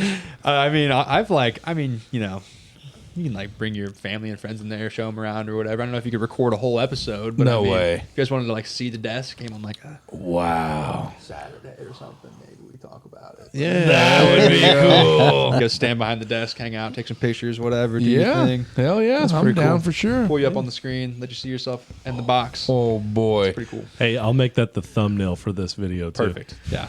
So here's a question: how hard is it to read off a teleprompter? It is really. It depends. It's one of those things that. So the way ours is set up in our studio is everything is coded. So the cameras don't move. Cameras are all stationed. The prompters are below them. So at certain shots, you're looking, from me to that tripod right there. Other shots, I'm looking from me to the cooler. So that's great. Other times you're really kind of like hitting one of these, bifocals on to see it. But Get but the you old squinters out. You get the hang of it. I mean, the first couple times it's like, all right, whoa, But everything's, there's capital letters, there's periods, that sort of stuff. What'll get you is, you have producers that script check you. You go through and check your scripts before a show, whatever. You'll miss stuff. Everyone does. And then you'll come up to a word that's spelled funky, or maybe like an and's missing somewhere, and it's so that's when you test your metal a little bit, see if you can recover, keep it pushing, that sort of thing. How much ad-libbing actually goes on? I do a decent amount, not a ton when I anchor, just because I'm still fairly fresh to the game. But I've had a bunch of live shots. Those are my favorite ones, honestly. When they send me out, they're like, "Hey, you got 10, you got 10 minutes, get there." Put your live view on. Let's go. Those are my favorites when I can just talk, because I think it's easier almost, because you can just describe what's around you. It's a lot more laissez-faire. A lot more. There it is. Nice. No, you got to. The supervisor and the superintendent are going I got on it a now. nice day out. Oh, Friday. you got it now. Okay. Yeah. So when's the next time you're going to be on the news desk? Because we might just do like a watch live. Yeah. Wednesday, 11 a.m., man. Oh, boy. Well, That we're would at be work. problematic. Yeah, we're at Thursday, work. 11 a.m. as well. Well, we're at That'll work. be We're at work. problematic. Yeah, that sucks. Do we get any kind of like evening I'll time? be here? on a weekend. There we go. I'll text you. I forget which one it is. It's not this week. I think it's the next weekend, not this Can they weekend, do a this live studio audience? week. I don't With know. a clapper? Like we could Yeah, clap? we Like, could- you can clap now, boo now, laugh. Four guys drinking beer in the background. Oh, In the God. studio. I'm not sure if I get away with that with my novice status, but I mean, I wouldn't tell Novice you no. status. Well, hey, they will know your personality name when we status come to that'll make it negotiate happen. 2025. Hey, no, we got to change the narrative. He's no longer a personality hire. no. He's carrying the freaking water down there, overworked, underpaid, and in 2025, Yeah. we're going to get him taken care of. Yeah. Hey, Mitch, who is your favorite coworker? Can you name someone? Like, who do you really enjoy at work? Well, Oh, that's Like, give, good. him, spot. give him a shout out. Just, yeah, it doesn't well, have I mean, to be I a gotta favorite, but- shout out the roomie, my boy Jordan Yaney, weekend anchor. Real tough guy. Just got his mole removed on his face. He's doing well. He just got what? He's got a mole removed underneath his eye. He's doing all right. Way to work through the adversity. You gotta give him credit where credit's due, man. Good guy. No, everyone's great. I don't have any problems or anything. That was, and you think going into a news station, everyone's like on TV, you think it's going to be a lot of egos clashing, that sort of thing, but really everyone's pretty cohesive. So you guys are not meeting up with the other stations Nah, like at the mall fighting? parking yeah, lot fighting getting the and brawl, Like, the where in the hell rumbling. did you get a trident? Yeah, I think he had a grenade at one point. Yeah. No. Who I'd have say- you learned the most from? Who's been the best teacher for you? Jeff Lyons. See, but me and Jeff, he does weather, I do news, man. We don't talk a ton. Yeah, but unfortunately. Jeff true. can do it all. Wish we did more. I would say so. It's on a curve almost. Where when I started, it was like learn everything right now, and then as time's gone on, I'm picking up things here and there. I learned a ton from Jackie Monroe when I first started. I sat by her. She was definitely station mom for me, guiding me, but like let me know when I was goofing up, which was most of the time, and really kind of getting me on the straight and narrow. And now that I've kind of like gotten past like the silly mistake part, where like most days I wouldn't need any guidance. I could do everything on my own, not a problem. Now I can kind of focus more on making it cool, like perfecting things, if you will. It's less about don't mess up and more about performing. Yeah. So now I honestly learned a ton from Tanner Holbrook, the one who my mom, I said, big fan, wasn't. Brady Williams, our night side guy, he's awesome. He's from Syracuse guy from New York. Great reporter, does a good job. And then Jordan, too. I watch them do their stuff, too. So it's really, everybody bounces ideas off. You watch them, edit their stuff, all these cool transitions, how do you put graphics in, that sort of thing, all that sort of stuff. That's cool, man. So the journalism schools. Mm-hmm. So my younger brother went to Mizzou, and Mizzou there in Columbia, they've got a big journalism program because it is tough to watch the nightly news out there because they are all just like thrown into the fire. It's like student. You got to figure it out. Ran project, and it's tough. But so how are you going to rank Ball State with Mizzou, Ball State, Northwestern, Syracuse, and I'm trying to think of a big journalism school, big J journalism here. Ernie Pyle, IU, right? They do all right over there. Yeah, but I don't think they're tops in the state. Dave Letterman come from Ball State. He did. I was That's about, all I was you about got to to say say. that. Yeah, he's throwing bread at Ball State. He's got his own building, man. Yeah. Is Big he old- really? He does, yeah. Big old green screen. Missionary. sweet. Hey, You know what bread is? Missionary. Mace? I think that's money. That is money, yes. No, it's crazy Dave Letterman with his wild hair and his beard I throwing love it. bunny bread out there I at love freaking it. school. I love it. Hey, by the way, I'm starting Ball State this summer. Yeah? Master. Congratulations. MBA project. MBA, huh? What's Well, they're gonna pay for it, so I'm gonna hey, do there it. you go. That's the way to do it, man. Wish I'd locked that down back in the day. So we're gonna. Well, yeah, I don't know. I don't know where I'm gonna find time because yeah, I got a podcast, an interview show, got stuff going on. kids, and life's busy. Word. Yeah. So outside of work, what do you like to do?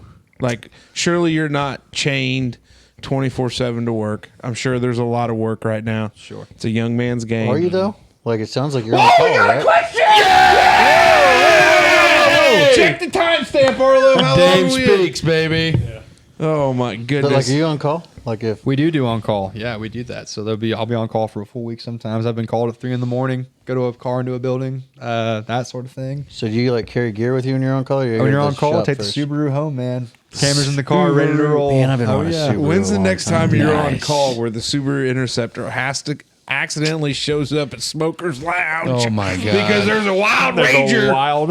There's a wild ranger going on at Smoker's Lounge. I believe next week is the on-call schedule. Next weekend of the weekend, man. What are Yeah. you gonna do if the Interceptor comes up the driveway at Smoker's Lounge? Open a beer, I guess.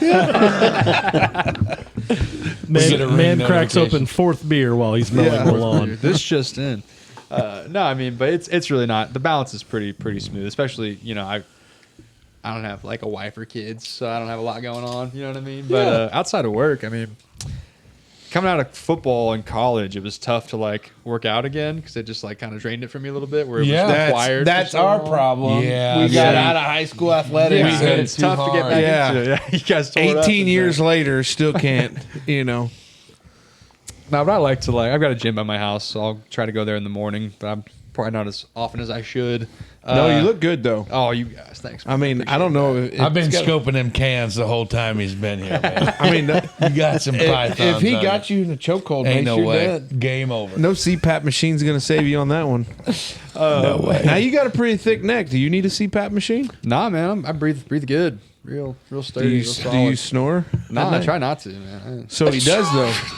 I try I mean, honestly, I don't really know, so I mean, I wouldn't know. Okay. Yeah. So hobbies, you got to have some. Do you play golf? Do you go fishing? Do you like to So, ride a bicycle? What you Do got? you have a John boat? Do you I have don't. No, that's a steal. That'd be great. This guy could sell you one. Yeah. Yeah? We got them. Well, we're trying to get him in over at Port of Jasper to be the exclusive Yeah. salesman go. for John Boat. There you go.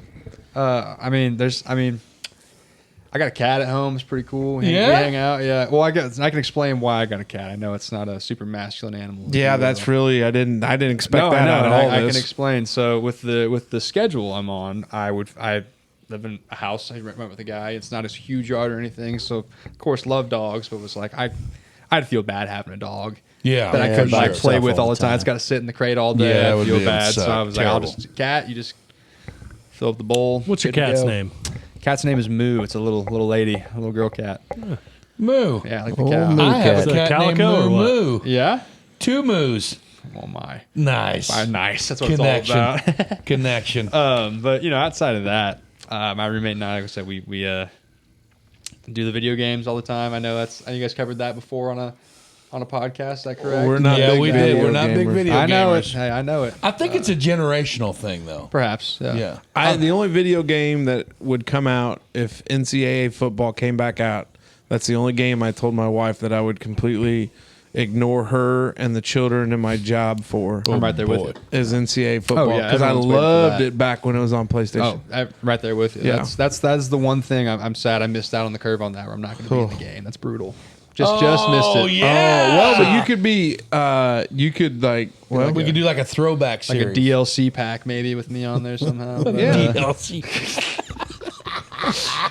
that's what we could do. Yeah. man. You would think honestly, a lot of my weekends are just busy doing stuff. I've been to Nashville like 2 weekends of the last 3 weekends. I had all the Well, reporters if I, went. Then if I I had looked a as bachelor good as party. you two, I'd be in Nashville all the time as well. Hammering it. Well, singing country music. Hammering There it. you go. That's for sure. I probably should get some more hobbies. Honestly, now that I'm having to talk about it out loud, there's not a lot going on. Just a lot of news stuff. Well, how many hours of your day do you spend when you're not on the clock doing work stuff? Oh shit, that's 2 questions. He's doing Careful, great. Dave. He's coming in. I He's can coming see in no, late it's- bloomer. I've been told before to be like the best possible version of a reporter, you'd have to work 24 hours a day. Yeah. Because you're constantly looking at things, trying Ain't to set worth things it. up. It's and so you got to be able to find that. So I've made a pretty good habit now. When I get home, I'd flip the work phone over. But that being said, things happen. You know, I was at home the night there was a shooting at the West Side Walmart, and I get the push alert. I'm like, oh, okay, well, there's that. I was at home early, woke up early to go to the gym, and got a text, hey, the Morton Avenue warehouse is burning down right now. Come in. It's 7 in the morning. Okay. You know, Gotta stuff go. like that. So you just got to be ready. You know, 'cause the news doesn't sleep and wait on anybody. You know. No, it doesn't. It does not. That's crazy, dude. So what do you do on one of those? Like, so you fly in there in the Subaru, doing and mock that mammoth Jesus? jam is That's right. on fire, Leonard Skinner's playing in the background. and you're going by yourself, right? You're solo. most of the time. So you got to set up your own. Yep. How long does that setup take? 20 So minutes? we keep these. We take live views. There's these little backpacks. I think that's the coolest thing we have. I love. When I showed up, I was amazed by these. It's like a These go bag. These little backpacks. You push a button and it pings off all the towers in the area, and it shoots everything back. That's how we go live. There's these little backpacks called live views. Turn them on, cut to your camera, and it's ready to go in minutes. Not even, depending where you're at. So you can go live from pretty much anywhere. If there's cell service, you can usually go live. So you set that puppy up, and you get in your. You have an IFB line. We have IFBs where they molded the inside of my ear. Give me an earpiece that fits just my ear. IFB. So I don't know what it stands for. Okay. Don't ask me. Okay. I couldn't tell you. So it's got like the Individual curly. radio We got a guy It's for got that. the curly. It's got the curly yeah. cord that Goes- goes like the CIA or the Mr. Secret President, get Service. down. Oh yeah, the whole nine. Wow. Like, do you talk through your sleeve too? No, This but is Mitchell Carter live on location. It's Mitch but Carter. yeah, It's I would, Mitch, I would yeah, call it's in. Mitch. I could hear the show in my ear, hear the anchors or whatever. They'd toss out to me. We talk back and forth, and that's that. I mean, it takes minutes, not even. What kind of camera are you running? Go ahead. It's a. Oh, go ahead. He's got. Interruptible foldback. It's a one-way communication system that usually involves an earpiece worn by on-set talent. There it is. Cue on set He's ready. talent. Personality and talent. So what is what's the camera look like? You say it's it hooked to the backpack like with like a Nah, man. It's a little bitty JVC. I don't know the model type. Like I said, I about failed the film class. It's probably that one I was talking about. Yeah, they're nice. They get it done. I know we've got some folks who have been at 14 for a while that talk about back in the day with the big old cameras. Oh you know, yeah, and dude, they were massive. They say we don't know anything about it, you know, lugging those puppies around, but ours are real compact and easy. Put it on the tripod, you know, set the focus at a meter or whatever, put it in front of me and just go. It's real easy. Wow. Balance out the colors, but that's the hardest thing you got to do, really. Especially if it's, I mean, you can obviously get more in depth if you're shooting a story, but if it's a live shot, you go. run like wireless mics and all that stuff too, or is Yeah, it- we have I use a stick, and then if it's not too bad out, windy wise or whatever, I'll use a lav mic where I slide down my shirt, clip it on here, and it's good to go. It's all wireless stuff. Wow. So like you talking about going on the scene of things, have you developed like some, I don't want to say informants, that's not the right word, but sources in regards to like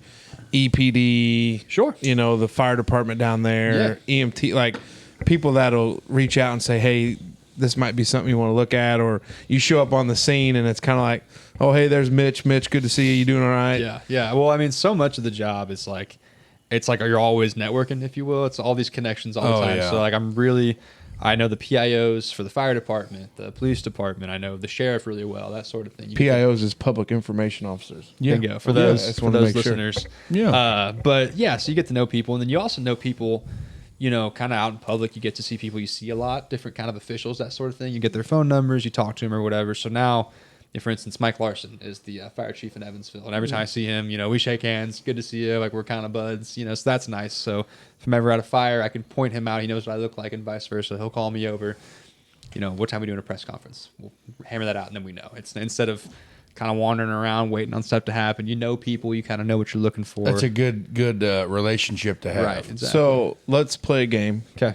Most famous person in your phone. If you can reveal. Jesse Bates III, safety for the Bengals. Nah. Now for Atlanta, I believe. He got traded today, I believe, to Atlanta. Like, do you talk to him regularly? No, but I interviewed him for a book I was a co-author of in college. Oh, co-author in What? college. Oh, yeah. I was gonna Secret say, Unlocked. They just keep rolling in. Like the credentials just keep coming. Could we pull a Pardon My Take and call him? Have you ever watched Pardon My Take when I they do have, that? yeah. I tried to call him once, and he didn't answer. So, I mean, Oh, shit. I think he might have changed his number, honestly. Okay, most famous person in your phone that would answer. I don't even Now I have to look through the contacts real quick while we're. Oh God, that'll take a month. No, that's got to have a bunch. Well, we in get there. separate. We have separate. We get work phones for the news stuff, which is nice. So we can separate personal and work. Well, Yeah. I know that, but I'm just saying you got to have a bunch. Do you just have from- Dave Letterman in your phone? I don't. I wish. Oh, a dream. Cool. I thought maybe when you graduate from Ball State, they just yeah. gave You you his just number. He's Getting that, throwing yeah, it just bread. goes in the phone. Man. Congratulations. Here's Letterman's Here's number. Letterman's number. You've earned it. Probably Zach Masner. Yeah, Probably so. He'd answer the Give phone. him a call if you yeah, I want. would. I would answer for show. It would have been funny if he would have called your phone. Oh, man. Well, no, then it would have rang. Oh, Because it would've I'm been sure on you the didn't TV. turn the And we're ringer using off. it as a camera. If only I had the tact to think of that. But Yeah. I mean, just different coaches, that sort of thing. They probably wouldn't be too keen on me giving them a call at, a Monday at 10:30 at night. Yeah, Well, that's true.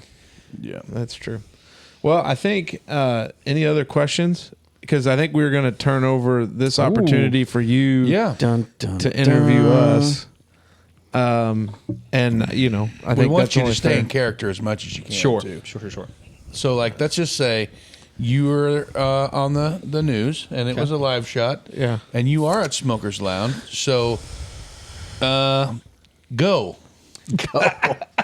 Well, I'd start off, if I gathered you three gentlemen together and I had you on camera, I'd say, all right, fellas, easiest questions, always our first one. Butter you up a little bit. Have you do first and last name, your title for me, how you spell it. Make sure our audio is working, that sort of thing. Start with you, work my way down whenever you're ready. My name's Zach Masner.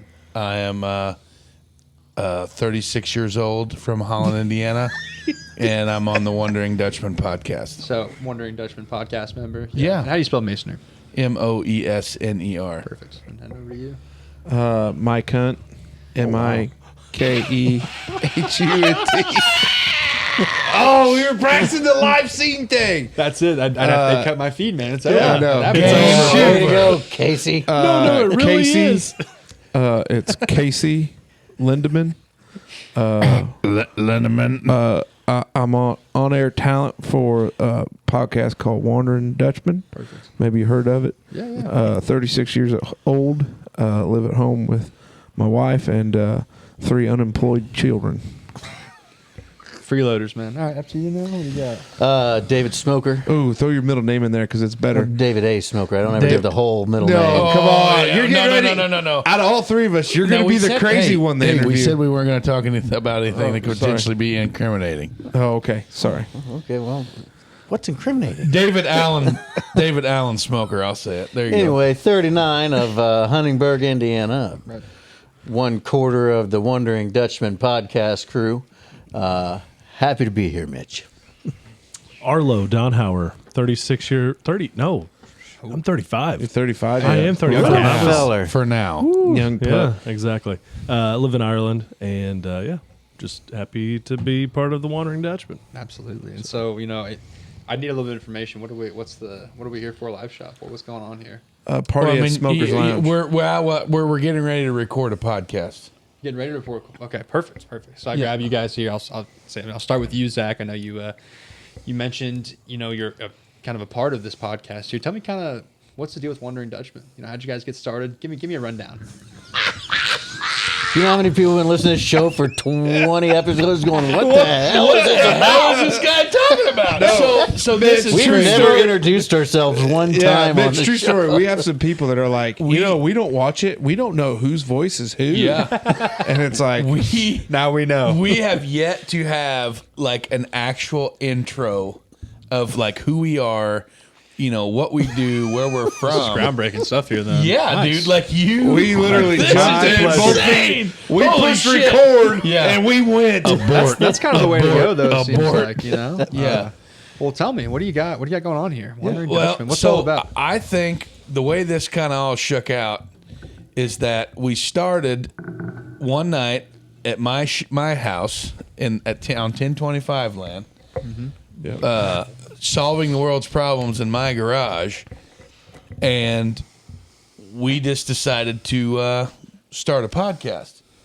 And David is a music man, big time music guy. Oh yeah. Yeah, Sing real- us he's a singer. He's a song, you're the singer by piano man. trade. He does a little guitar picking. Okay. But most of all of this in its infancy, most of the recording equipment and the sound stuff and the microphones and everything like that, David already had. Perfect. So he was like, "Man, I got all this shit. We should just like Let's do it. come over to the shop and into the lounge and drink beer and record it."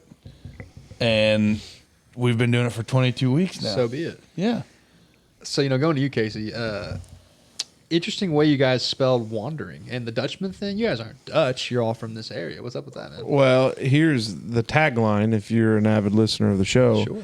we say we're none of us are Dutch, but we all live in Holland. So we actually, it's funny you mentioned that. We had a lady reach out and was like, "Are you guys really Dutch?" And I had to explain that we aren't. She obviously never listened to the beginning of the show. Yeah, but she No. was intrigued. So it actually started, all this began, and where Zach left off was that we wanted to be a motorcycle gang. Oh, yeah. But we only had one motorcycle, and there is a legit motorcycle gang. Smoke, what's their name? Do you remember? Because that was going to be the original name, Flying Dutchman, right? Yeah, I think it Something was the about Flying Dutchman. Dutchman. Yeah, it was something with the Flying Dutchman, and because there's only one motorcycle and now two, and there's 4 members. We were a 3-man biker gang with only one bike. Yeah, it was a little tough. So the wandering part started because our first episode was like 4 hours long. Oh, God. And we literally wandered about everything. Sure. So that's why we went with the Wandering Dutchman, because it's kind of a play on where we're at and where we're from. Sure. And then we don't wear wooden shoes or nothing. Like Yeah. we're not. Yeah, it's just a thing because And we we'll- live in Holland. Yeah. So that's kind of where it came from. Yeah. And because it's where we talk about what we all wonder about. So really, there's no topics that we won't touch. Generally, we avoid the politics, Religion. religion, Good play. and heavy real social issues. Yeah. Like we're not pontificating about like the reversal of Roe v. Wade. Like Sure. that's something we're. What did he say? We're not pontificating.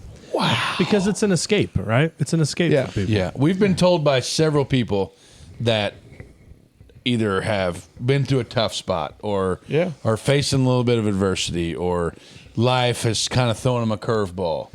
Being able to just turn us on and listen to relatable nonsense From 4 dumbasses. from 4 dumbasses, it kind of helps people relate and disconnect of what Sure. they got going on. So I'd ask you then, kind of following that up, starting this off 22 weeks ago, right? Couple guys being dudes in a garage. Now to where we are with this studio and the mics and everything. We got a headset on back there, all that sort of stuff. Studio is used very loosely. Sure. Yeah. The lounge. I'd ask you, people have called you before. People tell you, oh, this is great for us. It's a nice, what does that mean to you guys? Being the guys behind it. Smoke field this one. Smoked. Tear it up, man. I don't know. It's here we go with the That's the easy one. That's a pop-up. no. So that's why you do it. Like you want people to listen and want to listen and come back and enjoy themselves and Sure. to know that somebody's like genuinely had like a shit go of the day. Yeah. Like, oh man. Yeah. And the light at the end of the tunnel was our ugly mugs just kicking back, having a good time. That's a relief. Yeah. Well, and we kind of, when we got started, we said we're really not doing it for anybody else but us. Yeah. It's probably the way to go. And because it is a labor of love. Like Smoke and Arlo, they do. Arlo had his jab about Mace and I just showing up and being the on-air talent. Yeah. and like we do nothing but speak Listen, into a I love microphone. you guys, Yeah. by the way. Yeah. But anyway, those guys, they do a ton of work behind the scenes. Very stressful. Yeah, Right. It can Time be. crunch. But we do it because we enjoy it, and there's nothing like we've had a bunch of them. Premature baby situations. Yeah. A couple of them, and it's like, hey, we were listening to you guys in the hospital and just made us laugh, or we were in the hospital, and it's so cool because like our wives are like, you guys are just sitting around drinking beer and you're just sharing stories and shit. Sure. And it's like, well, no, because such and such, it means something to them, Yeah. and it means something to this person. And I feel like we've built a following so much now that it's like people. It's almost like they they expect it and they're waiting for it, Yeah. and it's a thing now. And I think it's something that in the beginning, we never in a million years thought that it would be doing. What it's doing, right. We never thought it would be going this far or getting this big and doing the things that we're doing. Having a freaking news anchor. You know what I mean? Even though you're a small time kid, I mean, you still. Sure. You still are a very shitty. a very dude. I think he meant. he's I from think a he small meant. you're a small get town it. kid. I'm not No, saying I'm that. not. You're only working for 14 WFIE. Yeah, We got this small time freaking kid in scab, here. Chump. But I'm just saying, like we're still getting, having you on the show and like doing the other things and getting shout outs from people that we never would, and there was in the beginning when we started our social media pages and things like that, my mom and Casey's dad and Smoker's aunt and, people from Arlo's family and this and that, like we get the likes and the followers and stuff like that, but then it came to a point where there was people that we didn't know. Yeah. Like, hey, and we have a group text that's probably 50,000 messages deep by now. It's got to be a never shit. reaches the right It's a data. shit ton. Gonna But get it's like subpoenaed. definitely there has been several times where like, anybody know this person? Anybody know this person? No clue. Oh, there's a new one. You know what I mean? It's like, that's the thing that I think is cool. Yeah. Or people that come up to me that I have no idea who they are. Yay, Dutchman! And I'm like, yep. Hey, you know what I mean? Yeah, Like sure. I think that's the neat part. And then I'd ask. Oh, go ahead. But I was gonna say, Take it away. to piggyback off of him and to kind of keep going with that question, the one piece, and it actually is relatable to you, Mitch. Sure. Is it's also about pushing yourself outside of your comfort zone. Like we can also this is kind of just a hobby for us, right? Sure. Yeah. But it's a lot of work. Yeah. And Yeah. but it's also a lot of learning, right? Like me and Smoke, when we're editing, we have a side text message where we're talking about how do I figure the multicam out. That's and where they curse us the most. Yeah, doing for sure. doing all these things. That's where we So, get gutted. Yeah. Yes. At Bad. the same point, it's like, yeah, it's hard because you have kids, you have jobs, you have families, all of those things. But Right. we're also like kind of pushing, and it's kind of like, you pushed yourself, right? And that, to me, that's the cool part is that you're not just vegging after work, and you're not like it's a labor of love. That's the something. one thing I'd say. Something you can hang your hat on a little bit. So I'd ask you, Arlo, 22 weeks now. You guys have talked for many, many hours on all kinds of topics and all that. Compare those talks to what we're having right now. You guys actually taking a second to reflect on the couch. What do you got? You've been behind the scenes the whole time. No, I haven't. I actually started at about was it 13, 14? I think 13 or 14 right in there. 13 or Great. 14. So There I'm, you go. I'm about So you got even a smaller sample size. I then. have a smaller sample size. Yeah, Tell me. I see these guys grow every week, and it's interesting to see the conversations too, because it's like, we got some momentum. Like this is fun, and for me, I love kind of pushing back on them on some of these things to just like help us grow. Like let's take a risk and try this and just push that little bit. So we have the cooler giveaway that by the time this airs will have been given away. But it's like let's just try some different stuff and see what kind of sticks and have fun with it. That's one thing I enjoy the most, though. I walked in here. You guys are filming a promo. Big Yeah. time now. Big Yeah. dogs. Well, That's and cool. We and I think that to take Arlo's point, we've got people in the community that are invested in us. Yeah. And when this coming Friday's episode lands, we won't have this out before then. So I mean, like We won't. we've got Hope Outdoor Power that just came on board. Big company. Right.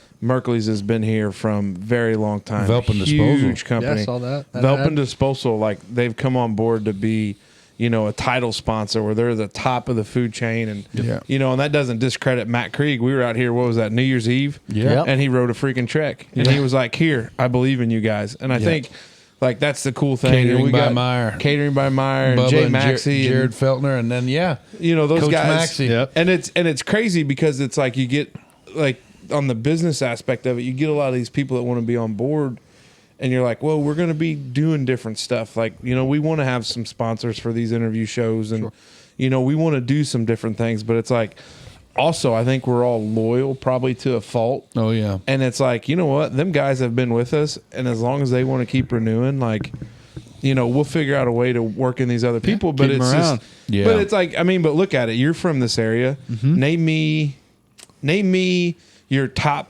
10.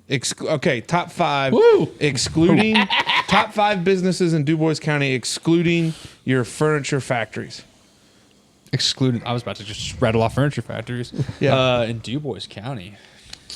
Because I'm going to argue that we've got 2 out of the top 5. Well, name your 2 for me first. And Well, Merkley's and Hope Outdoor Power. that was, I mean, those are my 2 big And ones. then I would maybe look at, Jasper Engines.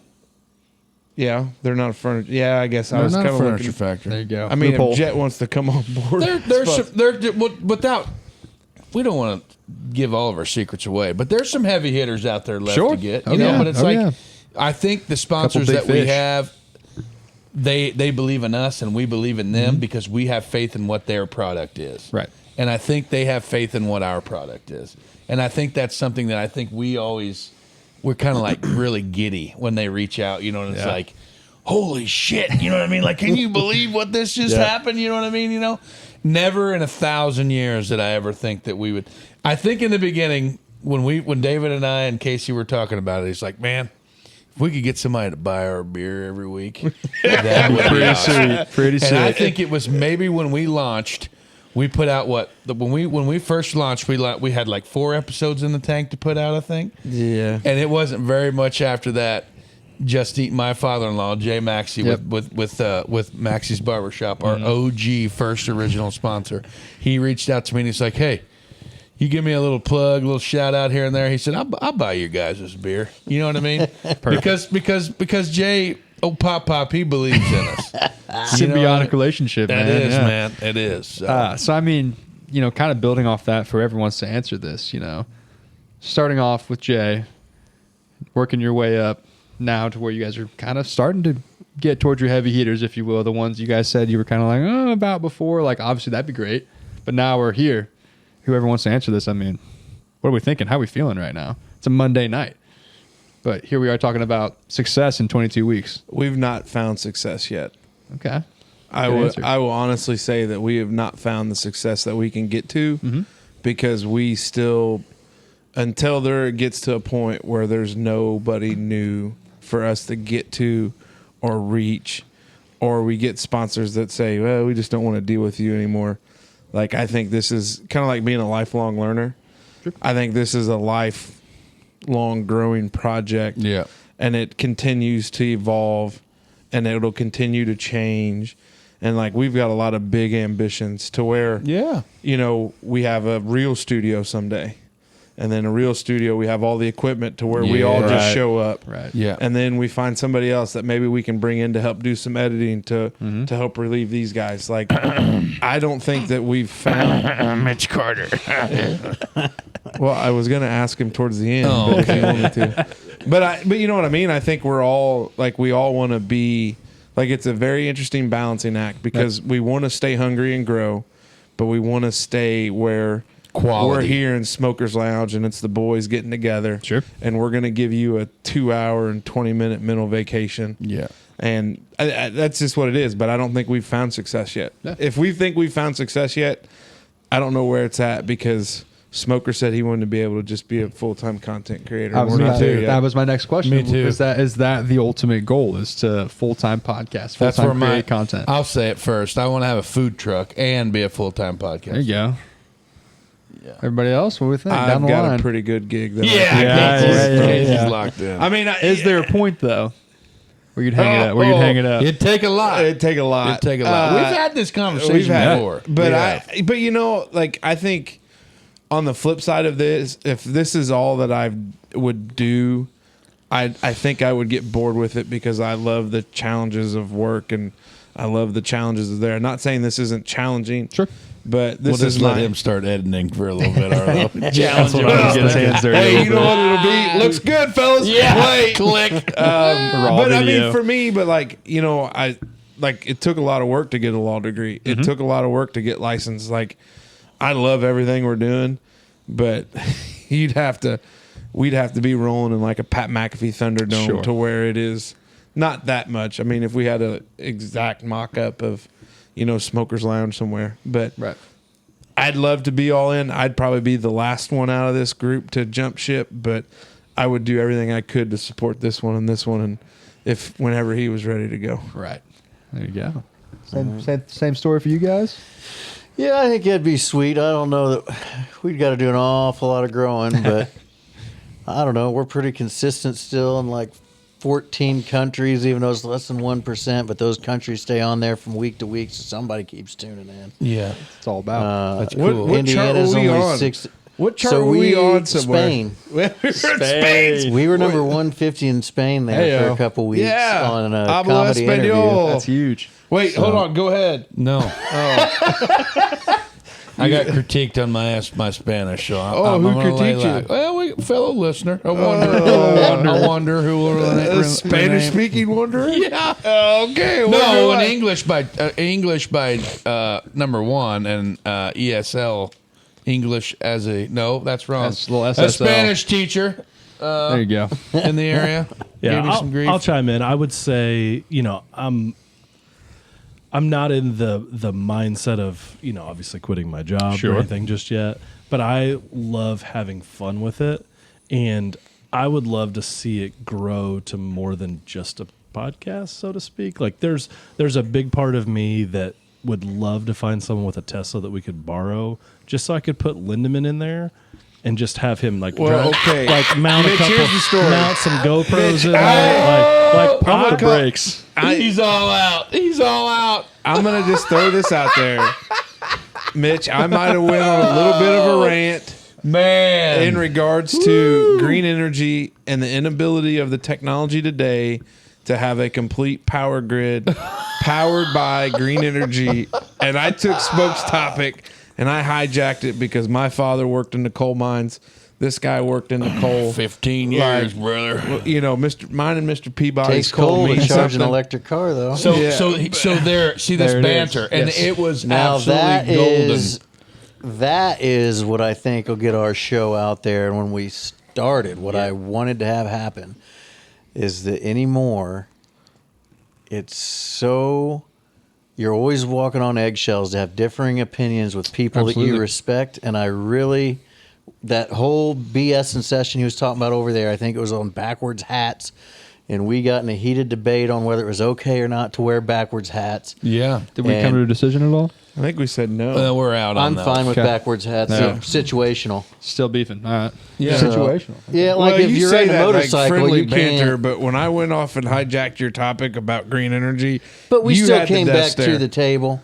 We had a We beer laughed about it after That's podcast what I'm calls. saying. The world Hey. needs more. Just settle down and don't take yourself so seriously. 'Cause Sure. Your opinion doesn't matter. Sure. to Speaking anybody of but you. hijacking, thank you guys. I was saying that would be great to put you in an electric car. Oh, and yeah. film it and just see if you just see if you like it or not. Listen, I've- Opinions are like assholes.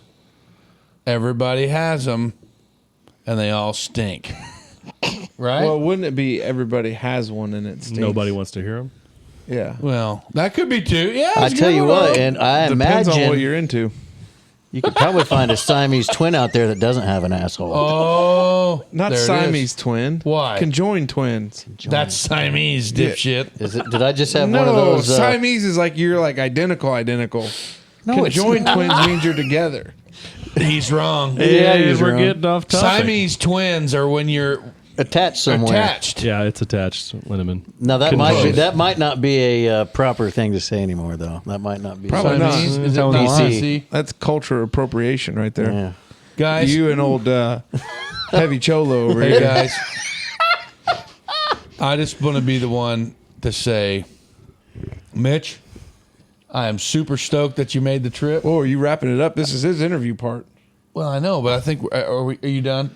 I am Classic absolutely, Mason. I am absolutely terrible at this. What I part. would say is like already I had plenty where I could write 3 packages off that. So we're gonna make the news tomorrow. I mean, cameras back in Evansville. We can send it to you. Well, Send me your we can raw get you clips. some We'll think stuff. about it. I'd you know. love to, but Yeah. No, we. Which, by the way, when we first started this, Smoker, like this is how dumb we were when we first started. We would record, try to get done as soon as possible, and then Smoker would stay up. We'd leave, like, oh, what a rough day. Smoker's like, yep, see you guys. And he would stay up and he would edit so he could release it Friday morning. And then finally he was like, hey, guys, this is killing me. Is there any way we could get like 2 ahead?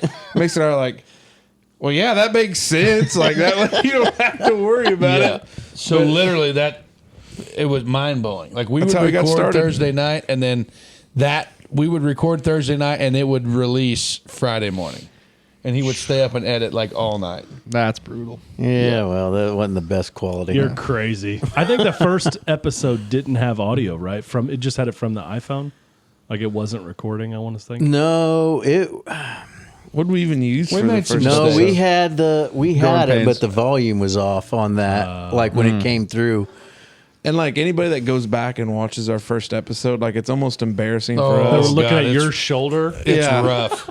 It was brutal. It was It rough, was man. brutal. It's- Your growing pains. Hey, But you that's got to part of start it. somewhere. That's You right, watched that's like right. episode Start 1, the somewhere. very first JRE. It was awful too. Oh It yeah. was like him in his basement with a disco light spinning. oh Well, yeah. I'd give you guys credit in the sense that we talked earlier about, how many thousands of podcasts are started, how many tens of thousands are talked about by a couple dudes in the garage, and you guys did it.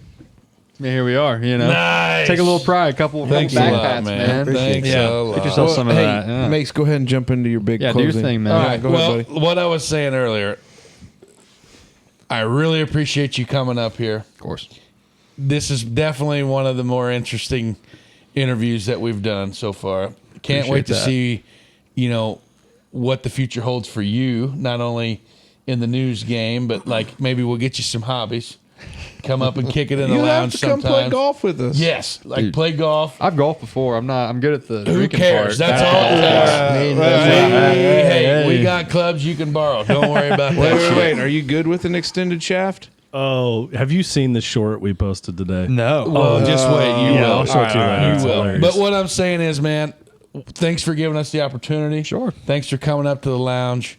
It was good to listen to you talk about how this whole process works, and I am super, super proud of, just knowing you from a kid, because he was same age as my brother-in-law, old Grant Maxey. Oh, yes. And knowing all that, and knowing these kids from when they were this little, and seeing kind of where you've came and where you're going and everything. And I just want to say thanks a lot for coming, Casey. What you got? Well, I just, I think it was exciting for us because we like this part of the show because we just kind of, the interview part, it's fun. It's really about having a conversation and we learn something and, just love to hear kind of how it works with what you're doing. And I'm a huge proponent of, local success stories. I would say you're very successful early on in your career. Obviously, I'm sure there's more you want to do, but you're crushing it. I looked through a lot of your stuff that you did, and it's great. I remember when you did the Lexi story. That's cool that somebody at that magnitude and level is doing a story, about Gene and Tracy and what happened with Lexi and You got that connection. and everything there. And it did. And you're right. It's something you can talk about. Right. So it's cool. And we're glad that you could come up and you could record. And I honestly think that, you'll have to come up for a night of lounge karaoke when Smoke turns the speakers on and lets That's it blow right. out. Uh-oh. Because that's the full You Smokers can hear Lounge. this image from space. Yeah, bud. you could. But it's been great having you up. I hope Yep. you've enjoyed it just as much as we've enjoyed having you. And, we'll be rooting for you. And now that you're part of the Wandering family, we'll, anything and everything you do. And then next time you're on the live desk, we might have to, or the news desk. Yeah. That's not during the day when we're at work. Yep. A weekend show. We will have to let us know, and we might do We'll a just live do a little watch along. party. Yeah, we'll just Heck do a yeah. watch party. It's high pressure. I appreciate that. Yeah. So I'm glad you could come up. Yeah. Yeah, for sure. Been real good meeting you. Glad you made it up here, and we've been talking about it here for a few weeks now, trying to figure out how to get everybody's schedules going. I think it's real cool, the Ball State thing. I'm from Richmond, so that's my neck of the woods anyway. So, know quite a few people have done good from there. So, I don't know that I've met too many people that haven't had success from there. So I'm sure you'll have it as well. But hey, man, thanks for coming in and sharing it with us, and maybe we'll do it again one of these days when you make the next big thing there, and we'll say, hey, remember when? Yeah, You remember were when. Subaru man. and still. Or if your career tanks after this, it's not our fault. Hey, Arlo. No, it's a pleasure to meet you. Obviously, I love seeing a Huntingburg guy, lean into what they're doing and just get after it. So it's cool to see. Excited for you.